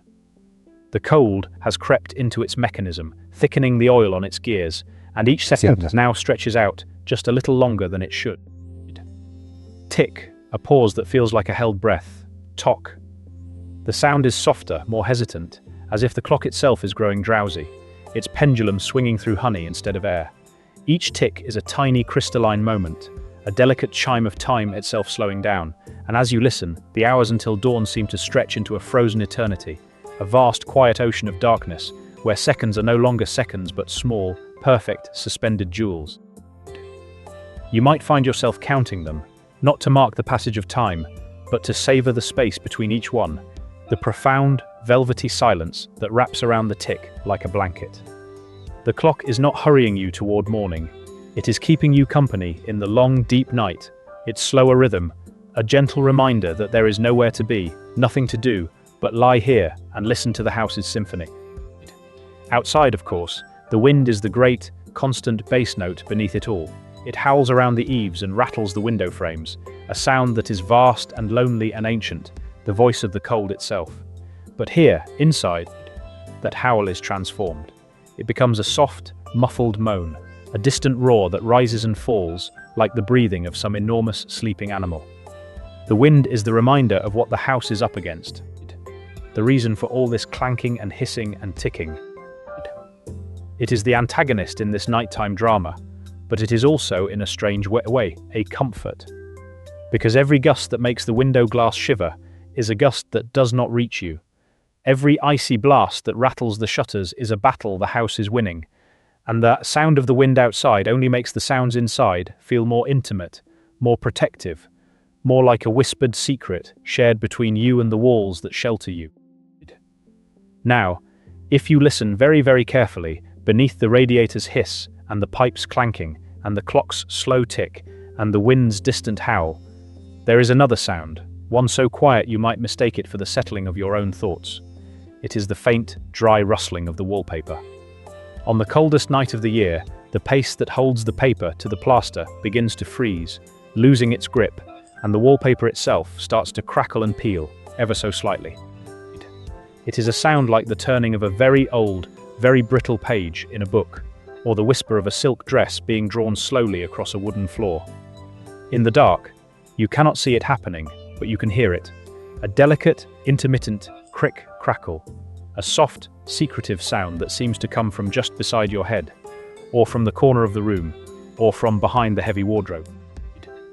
It is the house shedding its skin, a slow, quiet molting, and if you let your imagination drift, you can almost picture the wallpaper lifting away from the wall in tiny curling fronds, like ferns unfurling in reverse, whispering secrets of the cold to the darkness. It is not a sound of decay, but of transformation. The house adjusting itself to the deep freeze, making itself just a little bit looser, a little bit more comfortable, like a man unbuttoning his collar after a long day. And all these sounds together, the hiss and bang of the radiator, the singing and clanking of the pipes, the slow, crystalline tick of the clock, the groaning of the wind, the faint crackle of the wallpaper. They blend into a single, seamless symphony, a piece of music composed by the cold and performed by the house for an audience of one. It is not a melody you would hum, exactly, but it has its own rhythm, its own logic, its own strange, percussive beauty. It is the sound of a house that is not just a shelter, but a guardian, a living thing that wraps its arms around you and fights the night with every iron fin and copper pipe and wooden beam it possesses. And as you lie there, warm in your cocoon of blankets, you realize that you are not alone in your vigil against the cold. The house is awake with you, or perhaps it is dreaming, and you are simply a part of its dream, a small, warm presence nestled in its heart, listening to its heartbeat in the pipes and its breathing in the radiator's hiss. The sudden bang of the radiator, when it comes again, no longer startles you. Instead, it is a familiar, almost friendly sound, like the bark of a dog that has heard something outside and is letting you know that all is well, that it is on duty, that you can go back to sleep. And the pipes, with their clanking and humming, become a kind of watery, metallic lullaby, a song that has been sung in this house since the first winter it stood, and will be sung long after you are gone. The clock's slower tick stretches the night into a gentle, endless now, a moment outside of time where the cold cannot touch you, and the wind is just a story being told outside the window. The wallpaper's faint rustling is the sound of the house settling in for a long, cold sleep, sighing and murmuring as it goes, and you are a part of that settling, a part of that sleep, a part of that long, deep, frozen night. So let your eyes grow heavy, let the symphony of the night wash over you, a warm, percussive tide of sound. The house is fighting the cold for you, and it is winning, one hiss, one clank, one slow, crystalline tick at a time. There is nothing you need to do but listen, and drift, and trust in the iron, and the steam, and the wood, and the plaster, in the faithful, singing pipes, and the steady, breathing radiator, in the clock that is in no hurry, and the wind that is kept at bay. The coldest night of the year has a voice, and it is not a voice of menace, but of comfort, a voice that says, in 100 different percussive, hissing, clanking, ticking, rustling ways, you are safe. You are warm. You are home, and with that thought, you can let go and let the house keep its watch, and let the symphony play on, softer and softer, until it fades into the quiet, frozen eternity of the night, and you are carried gently into sleep. Imagine, now, that the cold does not merely settle in, but arrives as a great, white, silencing weight, the kind of cold that makes the air itself feel solid, as if the whole world has been dipped in plaster and left to set. This is the cold of the bitterest extremes. The nights that people would talk about for decades afterward, not with a shudder, but with a kind of quiet reverence. The way you might speak of a legendary blizzard that turned the ordinary world into something unrecognizable. And perhaps the most famous of these, the one that became a story passed down with the family silver, was the Great Knickerbocker Storm of 1922. Picture Washington, D.C. in late January, a city that was used to a certain amount of political bluster, but not, as it turned out, to 28 inches of snow falling in a single, relentless, feathery onslaught. The snow didn't just fall, it accumulated, hour after hour, piling up against doors and windows, drifting over the sills, sealing families into their homes, as if they were figures in a snow globe that had been shaken and then set down, very still, on a mantelpiece. The outside world simply vanished. Trolley cars stopped dead in their tracks, their electrical lines snapping with a sound like dry twigs. And in the homes, the coal supplies that had seemed so ample began to dwindle. The pile in the basement shrinking with each shovelful fed to the hungry furnace. When the coal ran out, and the delivery man could no more navigate the buried streets than he could fly to the moon, a quiet, pragmatic decision was made in households across the city. The family library became the next source of heat. Now you might picture this as a kind of sacrilege, but it was done with a strange, tender practicality. You would take a book from the shelf, perhaps a worn, cloth-bound volume of Dickens or Thackeray, its pages yellowed and smelling faintly of old paper and dust, and you would look at it not as a story, but as a small, dense brick of potential warmth. Into the fireplace it would go, the pages curling and blackening, the ink releasing a tiny final whisper of its author's voice before it turned to ash and heat. There was a gentle gallows humor to it, the idea that Mr. Pickwick and Becky Sharp were keeping a family from freezing, their words warming the body as they had once warmed the soul. It was a quiet, intimate, and desperate measure, but one performed with a kind of solemn respect, a recognition that on the coldest night of the year, a book could offer a different kind of comfort, a brief, bright flare of heat that was, in its own way, a final, generous gift from the author. Meanwhile, in the crowded tenement buildings of cities like New York and Chicago, the cold was a different kind of beast, one that seeped through the thin walls and rattled the single-pane windows with a persistent, rattling shudder. Here, the central furnace was a distant luxury, a rumor from a better part of town. The heart of the tenement apartment was the kitchen, and on the bitterest nights, the kitchen range became something more than a place to cook. It became a desperate, open-flame hearth. Families would light the gas oven, not to bake a Sunday roast, but simply to live. They would leave the oven door wide open, the blue and orange flames dancing in their little rows, and the family would gather around it, pulling their chairs as close as they dared. The air would fill with a peculiar, acrid cocktail, the faint, sweet smell of gas, the sharp tang of old baking grease sizzling on the oven floor, and the warm metallic scent of the range itself heating up. It was a dangerous practice, of course, a warm but risky friend. Everyone knew the stories of fires and asphyxiation, but on a night when you could see your breath inside the kitchen and the frost was painting its ferns. On the inside of the window, the immediate radiant heat was a siren song too powerful to resist. You can almost smell it now, that strange, slightly nauseating but deeply comforting smell. The smell of survival, of a family huddled together in a small pool of warmth, their faces lit by the flickering glow of the open oven, a makeshift campfire in the heart of the city.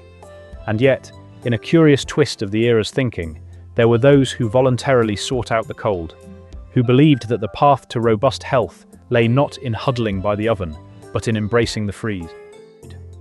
This was the era of the sleeping porch, a health fad advocated by doctors who believed that fresh, cold air was a cure for tuberculosis and a tonic for the constitution. So, on the coldest night of the year, some people would leave their warm, stuffy bedrooms and make their way to an unheated, screened-in porch, there to sleep. Picture this. You are bundled in not one, not two, but multiple heavy wool blankets, the kind that smell faintly of cedar and weigh on your chest like a comforting, heavy hand. You are wearing a balaclava, the scratchy wool pulled up over your nose and mouth, leaving only a small, moist circle for your breath to escape. Your breath rises in little clouds, freezing on the edges of the blanket. The air is so cold it feels clean and sharp in your lungs, like drinking ice water. Outside the screens, the world is utterly silent, the snow muffling every sound, the stars sharp as pinpricks in the black sky. It was a test of sheer willpower against the elements. A belief that you could, through sheer grit, conquer the cold and wake up healthier for it. Even the President of the United States, Calvin Coolidge, known for his legendary frugality and his dry Yankee disposition, was rumored to keep the White House so cool that staff wore overcoats indoors. And, on the coldest nights, he would sleep under a pile of old-fashioned, heavy wool blankets. A silent presidential endorsement of the chilly bedroom. One imagines him there, a small, stern figure under a mountain of wool, perhaps dreaming of Vermont winters, his breath a steady, frosty plume in the darkened room. But the cold could turn from a test of will into a genuine, terrifying adversary. And nowhere was this more true than during the Great Cold Wave of February 1929. This was a cold that broke records and broke the land itself. In parts of the Midwest, the temperature plummeted to 40 degrees below zero, a number so low it seems almost abstract, a figure from a science textbook. But it was anything but abstract. The Missouri River froze solid, the ice so thick and deep that it groaned and cracked with a sound like a living beast in pain. And indoors, in the basements and walls of homes, a new and terrifying sound was heard, the sharp, sudden crack of a water pipe bursting. It was a sound like a gunshot, a single, violent exclamation point that shattered the quiet of the frozen night. Imagine being jolted from a deep sleep by that sound, the abrupt, violent report echoing through the house, followed by the sickening hiss of water spraying onto frozen walls. The cold had invaded the very arteries of the home, turning the water inside the pipes to a solid, expanding mass that the iron and lead could no longer contain. It was a sound of pure material failure, a reminder that even the sturdy, four-square walls of a house had their breaking point. The aftermath was a frozen tableau, a basement floor glazed with a sheet of ice, the pipes split open like overripe fruit, the family scrambling in the dark with buckets and rags, their breath clouding in the light of a single, trembling candle. The cold in that moment was not a symphony of comfort, but a stark, brutal fact. Yet, even in such extremes, life, in all its messy human detail, went on, and there were those for whom the bitter cold was, in a strange way, a kind of reprieve. Consider the night soil men, the quiet, shadowy figures who move through the alleys and back lanes in the deepest hours of the night, performing the city's most essential and most reviled task. Their job was to empty the privy vaults and cesspools, to collect the human waste that the indoor plumbing of the wealthy had not yet reached. In the heat of summer, it was a job of almost unimaginable foulness, the stench a physical assault, the flies a constant, buzzing torment. But on the coldest night of the year, when the temperature dropped well below zero, a strange transformation occurred. The bounty they collected was frozen solid, rendered odorless and inert, as clean and manageable as so many blocks of dark, earthy ice. The work was still hard, the heavy cans still had to be lifted and hauled, the breath still froze on their mustaches, but the overwhelming, gagging smell was gone. The cold had sanitized their world, made their job almost tolerable. You can picture them, moving with a practiced, steady rhythm, their lanterns casting long, dancing shadows on the snow, their boots crunching on the frozen ground, a moment of grim, quiet professionalism, in the heart of the bitter night, a small mercy granted by the very thing everyone else was fighting against. And finally, let us turn to a small, intimate battle, one fought not in the streets or the basement, but in the icy privy or the unheated bathroom, a battle that was repeated in millions of homes across the country. It involved a relatively new invention of the late 1920s, the sanitary napkin belt. Now, on a normal day, this was a simple, if slightly cumbersome, piece of personal management. But on the coldest night of the year, when the bathroom was a frozen cell and the toilet seat was a ring of ice, the ritual became a true test of fortitude. Imagine, if you will, the scene. You have braved the freezing dash from the warm bed, your feet shoved into icy slippers, your nightgown clutched around you. The air in the bathroom is so cold it makes your teeth ache. And now, with fingers that are already stiff and clumsy, You must fumble with the small, cold metal fasteners of the belt, the tiny clasps and buckles that seem to have been designed by someone who had never experienced a temperature below 50 degrees. Every second counted, every moment of exposed skin, a small, sharp victory for the cold. The metal was unyielding, the fabric stiff, and the whole operation was conducted with a kind of desperate, shivering haste, a private, feminine ritual of endurance that was never spoken of, but universally understood. It was a small thing, perhaps, in the grand scheme of a historic cold wave. But it was a deeply human one, a reminder that the cold did not just shape the great events, but also the quietest, most personal moments, the tiny frozen battles fought in the dark, in the silence, while the rest of the house slept. And so, as the bitterest night of the year wears on, the extremes of cold reveal not just the fragility of pipes and the desperation of burning books, but also the strange, resilient, and deeply human ways we adapt. From the family huddled around an open oven, to the determined sleeper on the porch, to the night soil man finding a grim satisfaction in his frozen labor, to the woman in the icy bathroom fighting with a tiny metal clasp, the cold is a great leveling force. It tests the body, but it also, in its own harsh way, illuminates the quiet, stubborn, and often peculiar will to simply carry on, to find a little warmth, a little mercy, a little humor, even when the mercury has vanished into the bulb, and the world outside is a still, white, and silent eternity. And with that thought, you can feel the weight of your own warm blankets, the soft, steady rhythm of your own breath, and you can let the images of that long ago cold drift away, like snowflakes melting on a warm window pane, as you, too, are carried gently into sleep. Picture yourself slowly waking on that coldest morning of the year, the one where the mercury has been hiding inside the bulb all night long, and the world outside is holding its breath. The room around you is still a cave of shadows, the window quilts drawn tight against the dark, but there is a new quality to the silence now. A sense that the long, deep freeze has reached its peak, and is just beginning to loosen its grip. You can feel it in the way the air against your cheek is no longer quite so sharp, in the faint, distant tick of a house beginning to stir. And as you blink the sleep from your eyes, your gaze drifts to the window, where something small and quiet and altogether magical is taking place. The frost patterns that have been etched onto the glass all night, those delicate, fern-like traceries of ice that Jack Frost painted in the dark, are beginning to melt. It starts at the very edge of the pane, where the faintest warmth from the room is seeping through. A single droplet of water forms, catching the first grey light of dawn, and holding it like a tiny, liquid jewel. Then another, and another, until a slow, silent procession of tears is making its way down the glass, each one carving a clear path through the crystalline landscape. The ferns and feathers of frost soften, their sharp edges blurring, and for a moment the window becomes a living painting, a shifting map of a world in transition. You can almost hear it if you listen very carefully, a faint whispery crackle, like the sound of a distant fire made of ice. It is the sound of the house waking up, of the cold reluctantly giving way, and it is one of the quietest, most private beauties of a morning like this.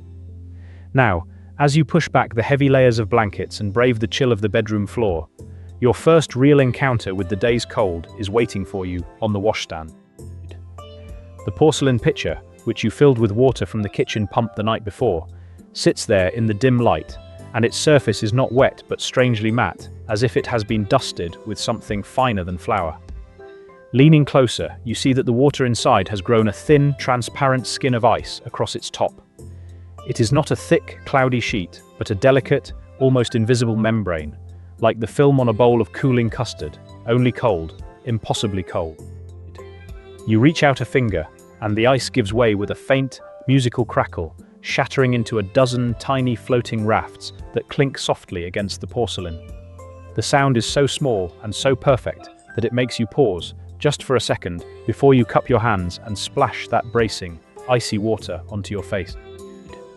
The shock of it is a jolt of pure, electric life, a gasp of cold that chases every last wisp of sleep from your eyes and leaves your skin tingling and awake in a way that no summer morning could ever manage.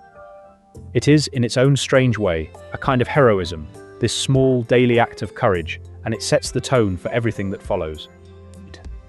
Your breath is still fogging faintly in the air as you turn your attention to the things that need doing, and one of the first is the matter of your shoes. You left them by the door the night before, a sensible habit in a house where every step away from the stove is a step into colder territory. But now, in the pale light of dawn, they sit there like two small leather sculptures, stiff and unyielding. The cold has worked its way deep into the fibers, and when you pick one up, it feels less like a shoe and more like a piece of frozen armor, the sole as hard as a board and the upper creaking faintly in protest. You cannot simply slide your foot into it. The leather has contracted into a shape that no longer remembers the warmth of a human foot. So you carry them, one in each hand, over to the kitchen stove, where the first embers of the morning fire are beginning to glow behind the iron grate.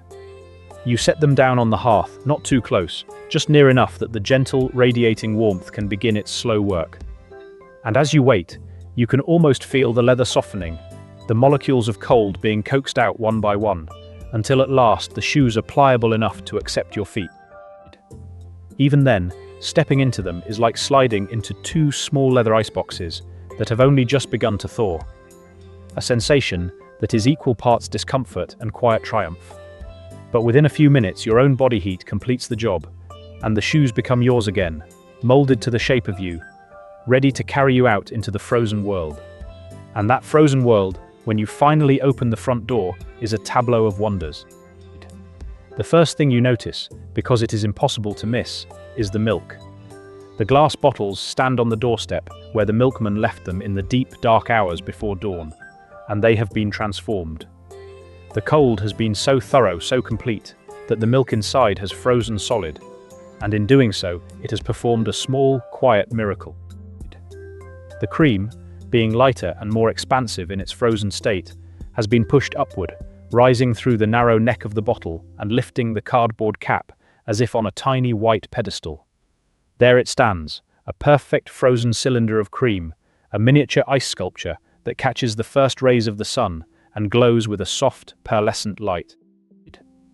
It is a fleeting monument to the night's brutality, a tiny creamy obelisk that will collapse into a puddle as soon as the day warms, but for now, it is a thing of unexpected beauty. You might even find yourself smiling at it, this little joke that the cold has played on your breakfast, and you carry the bottles inside with a new appreciation for the artistry of a deep freeze.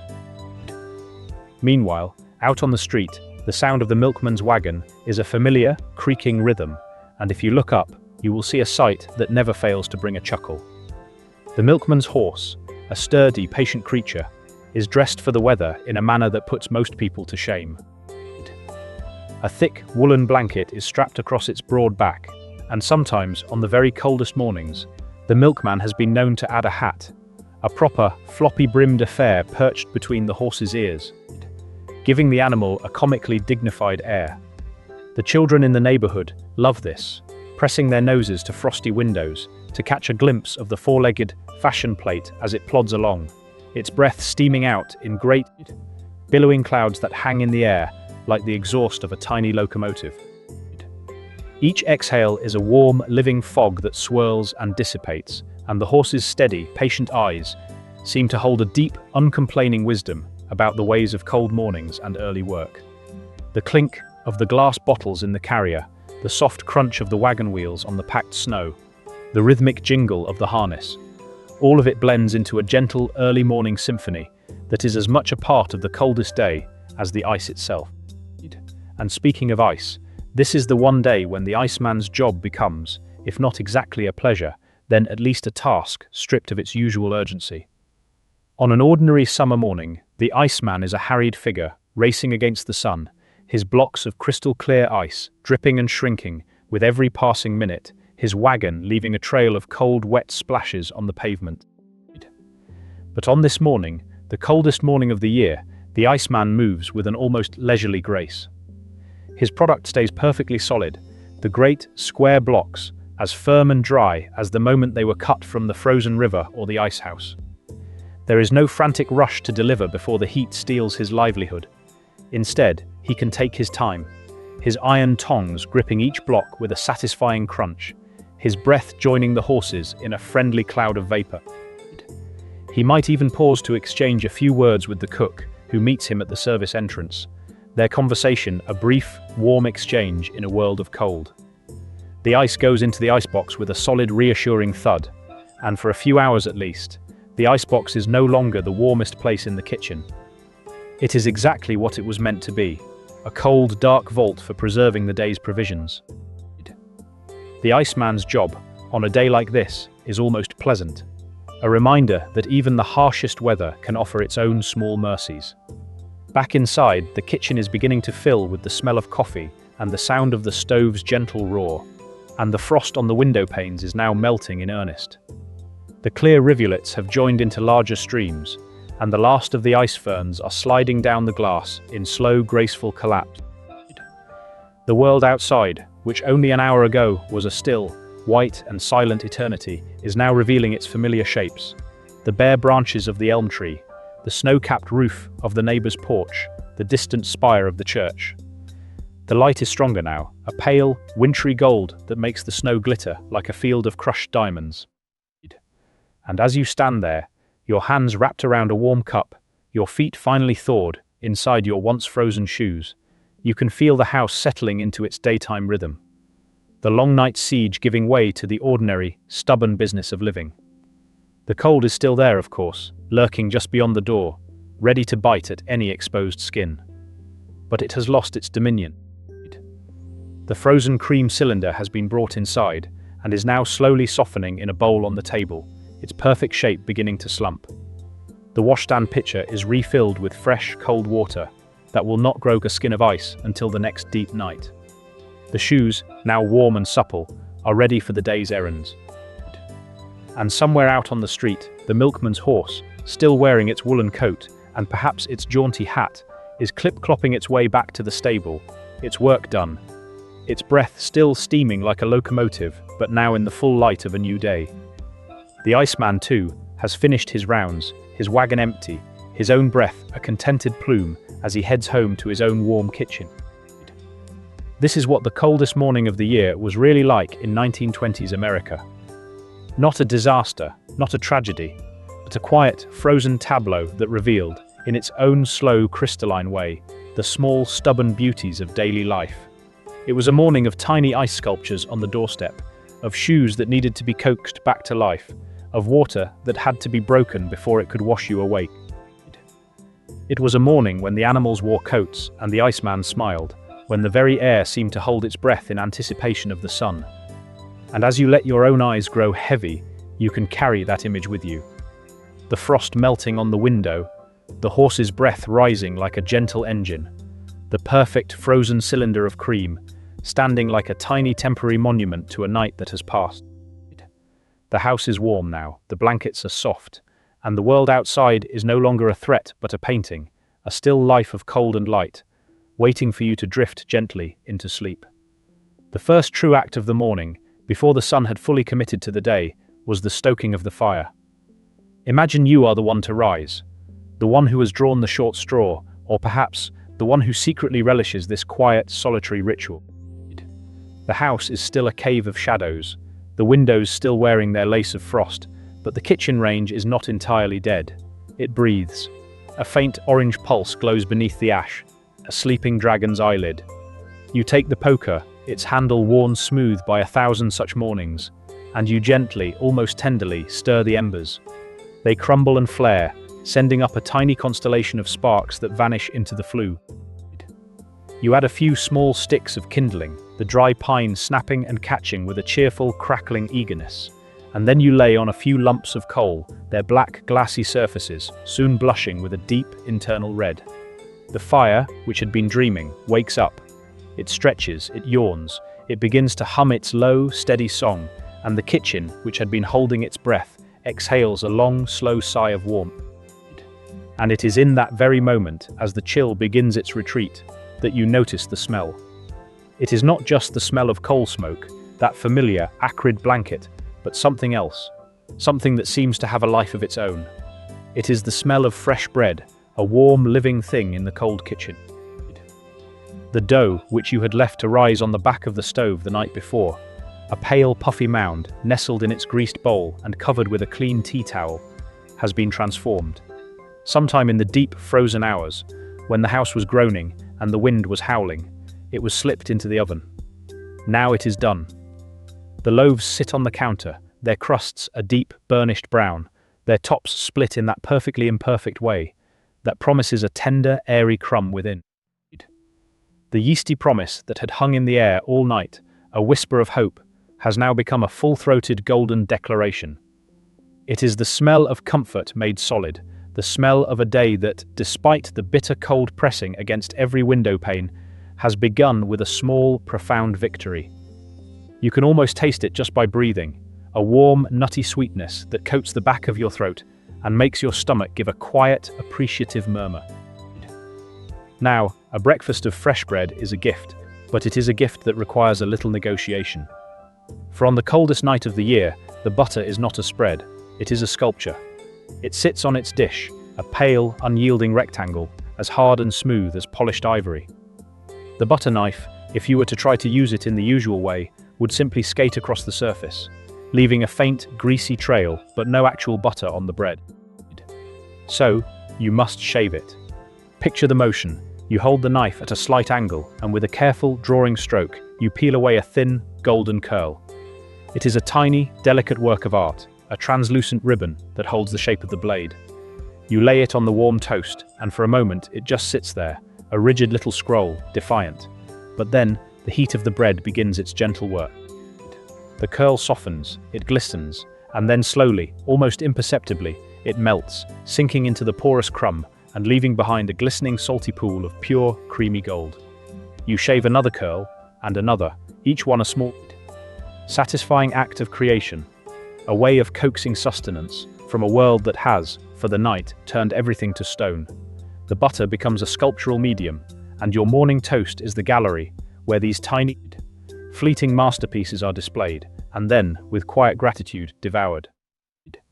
Meanwhile, in another corner of the house, perhaps on a small writing desk near the parlor window, a different kind of transformation has taken place. The inkwell, a small glass vessel that usually holds a pool of liquid midnight, has become a tiny, frozen lake. The ink inside is solid, a black, glossy ice cube that perfectly mirrors the frost on the window pane. Your thoughts, the letter you had planned to write to a distant cousin, the list of provisions for the week, the few lines of a poem that came to you in the night.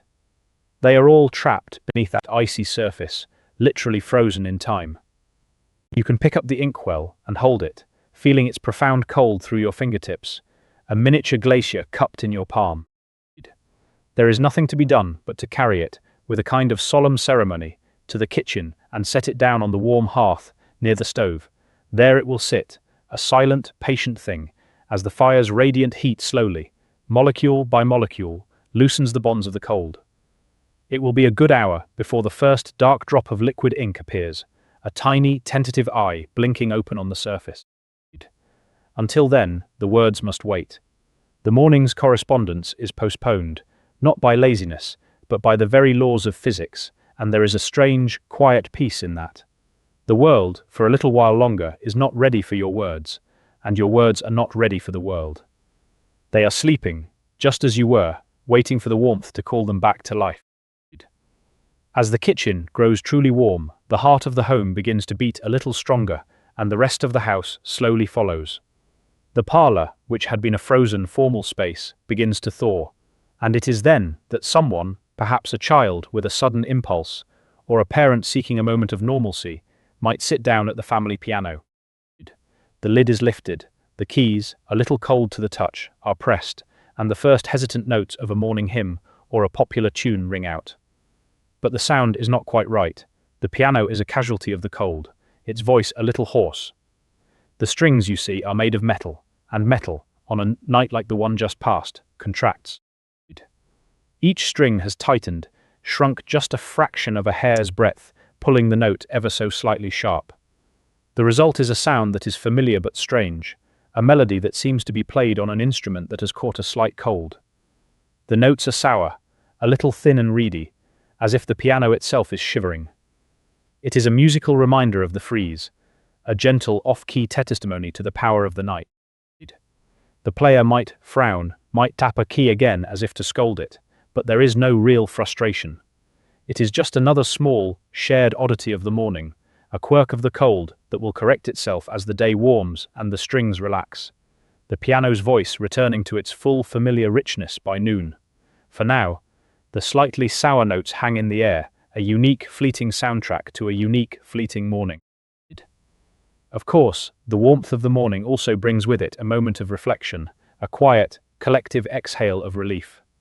The family's prayers from the night before are a fresh memory. They were said a little faster than usual, weren't they? Picture the scene.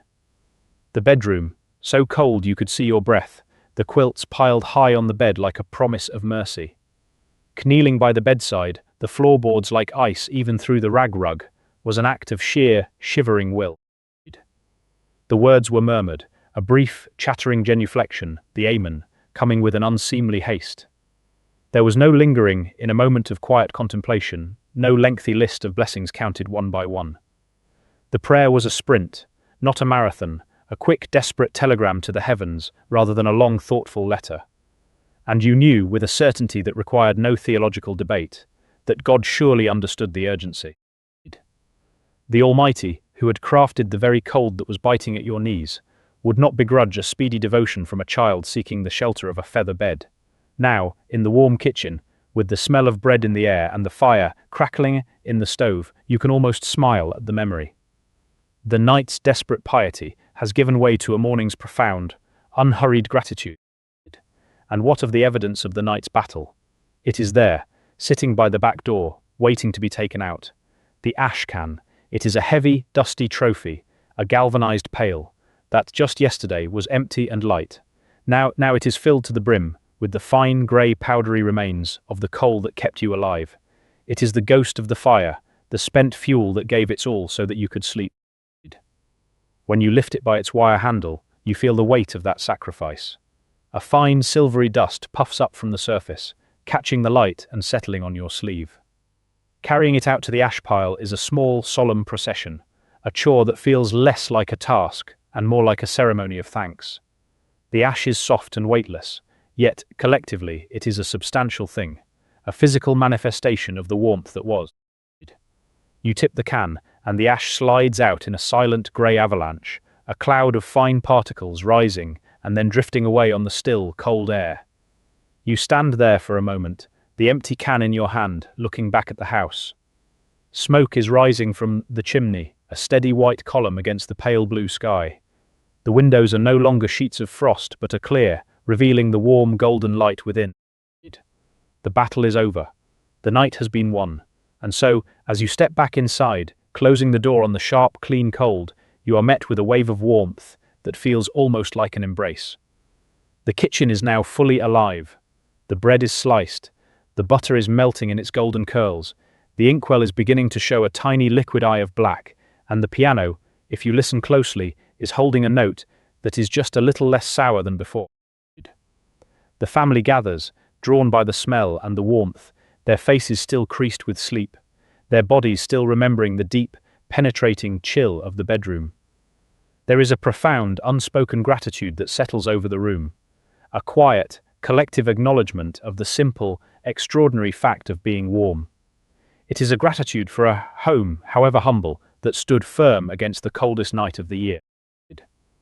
It is a gratitude for the fire that did not go out, for the bread that rose, for the butter that, with a little patience, could be coaxed into melting, for the words that will soon be written, and for the music that will soon be played in tune. It is a gratitude for the heavy ash can and the light, yeasty air. It is the deep, bone-deep thankfulness that comes only after you have been truly cold, a feeling as warm and as nourishing as the fresh bread itself. And as you sit down, wrapping your hands around a warm cup, you know that this is a morning you will remember, not for the cold, but for the warmth that followed, a warmth that was not just a temperature, but a feeling, a presence, a quiet, steady, living thing. Now, long after the iceman's wagon and the coalman's truck have vanished from the morning streets, the coldest night of the year lives on not as a hardship, but as a secret ingredient, the quiet, unexpected catalyst that forged the warmest family bonds. You can still feel it if you close your eyes and let your memory drift back, past the hum of the refrigerator and the silent, invisible push of central heating. The world of that night has receded, its textures and sounds replaced by a smoother, more even-tempered present, but the warmth it created has never really faded. It is a warmth that was not simply a temperature, but a closeness, a shared understanding that only the cold could teach. Picture, for a moment, the subtle change that crept into the parlor sometime in the middle of the decade. The new electric lights were a marvel. Brighter, steadier, and far less fuss than the old gas jets. With a simple click, the room was flooded with a clean, unwavering glow that banished the shadows to the corners. But there was a trade-off, a quiet one that no one had quite anticipated. The flickering blue flame of the gaslight, for all its hissing and its faint, slightly menacing smell, had given off a surprising amount of warmth. It was a small, companionable heat that gathered around the mantel and made the circle of chairs feel like an island in a gentle sea of chill. The new electric bulb, for all its brilliance, gave no heat at all. It was a cold light, a beautiful, efficient, and utterly indifferent light. And so, on the coldest night, the room could feel even colder than before, the brightness somehow sharpening the awareness of the frost on the window pane, and the draft sneaking under the door. It was the end of the gaslight era, marked not by a grand announcement, but by the simple sensory fact that you could now see your breath a little more clearly in the glow of progress. And outside, the morning soundscape was changing too. The Iceman still came, of course, but on the coldest days his delivery was the smallest of the year. People used far less ice in the winter, the back porch serving as a natural icebox, and so his visit was a brief, almost perfunctory affair, a single manageable block instead of the towering, dripping slabs of July. The true hero of those frozen mornings was the coalman. His truck or wagon, struggling through the snowdrifts with a gritty determination, was greeted with a relief more profound than any Christmas morning. He was Santa Claus in January, his arrival announced not by sleigh bells, but by the heavy, rhythmic thud of coal sliding down the chute into the basement bin, a sound that meant the heart of the house would keep beating for another day. But even those sounds, the clip-clop of the Iceman's horse, the rattle and roar of the coal truck, were beginning to fade, becoming memories themselves, replaced by the quieter, less dramatic hum of oil trucks, and eventually, the silent, invisible flow of natural gas. The morning streets grew stiller, and a whole cast of characters, with their particular noises and their particular kindnesses, slowly exited the stage. Yet, if the sounds and the figures faded, the objects that remained took on a deeper, more luminous meaning. The crazy quilt, for instance, became something far more than a warm covering. It was a textile scrapbook of the entire family history, a chaotic and beautiful archive stitched together from the worn-out clothes of generations. As you pulled it up to your chin on that coldest night, you were wrapping yourself in a tangible timeline. There was a square of faded serge from your grandfather's Sunday suit, the one he wore to church and to town meetings, its texture still holding a ghost of his dignified posture. There was a triangle of bright flowered calico from a dress your mother wore when she was a young woman, the fabric soft from 1,000 washings and 1,000 dances. A piece of a baby's christening gown, impossibly fine and white, sat next to a sturdy patch of wool from a brother's first pair of long trousers. Every scrap had a story, and on the coldest night, those stories were told and retold, the quilt becoming a map of memory, a way to travel through time without ever leaving the warm, huddled circle of the living. The hot water bottle, too, became a relic, its red rubber eventually growing brittle and cracked, its flannel wrapper worn thin. But the memory of its comforting weight at the foot of the bed, the way it created a small tropical zone under the covers, was passed down like an heirloom. The stories of those nights. The popcorn popped over the open flame of the hearth, the radio's warm, crackling glow, as a voice read a story or an orchestra played a waltz. The dog burrowed deep under the covers, a living, breathing furnace with a wet nose. These were the true legacies. They were told to children and grandchildren, not as tales of hardship, but as adventures, as proof of a world that was more vivid, more present, and more together. The memory of the cold became a kind of currency, a way of saying, we were there, we endured, and we were never closer than when we were huddled around that one warm spot. And that, perhaps, is the deepest truth of the coldest night. The shared experience of huddling together, of pooling your body heat and your breath and your stories, created a bond that no summer day could ever forge. A summer picnic scatters people across a lawn, into the shade of a tree, into the cool of a creek, but the cold draws everyone in, toward the hearth, toward the kitchen range, toward the single, glowing heart of the house. It is a centripetal force, a quiet, insistent gravity that pulls a family into a tight, murmuring cluster. On that night, you were not just a collection of individuals sharing a roof. You were a single, breathing organism, each person's warmth a gift to the others. The chill that made your fingers numb and your nose red was the very thing that made the touch of a hand, the press of a shoulder, the sound of a shared laugh so profoundly, achingly warm. The coldest night was the secret ingredient to the warmest family memories, a chill that brought everyone closer, and that closeness, once forged, could never be entirely undone. And so, long after the frost on the inside of the window had melted for the last time, long after the coal hod was retired to a corner of the basement, and the crazy quilt was folded carefully in a cedar chest, the true gift of the coldest night remained. It was a profound, bone-deep gratitude for a warm home, however humble. It was the knowledge, earned through chattering teeth and icy toes, that warmth is not a given, but a gift, a temporary, precious, and deeply human creation. It was the understanding that comfort is not found in the absence of discomfort, but in the movement from one to the other, in the slow, delicious thaw of fingers wrapped around a warm cup, in the first soft sigh of a body surrendering to a heated bed. That gratitude, once learned, never left. It became a part of the family's DNA, a quiet, steady hum beneath the surface of every ordinary, comfortable day.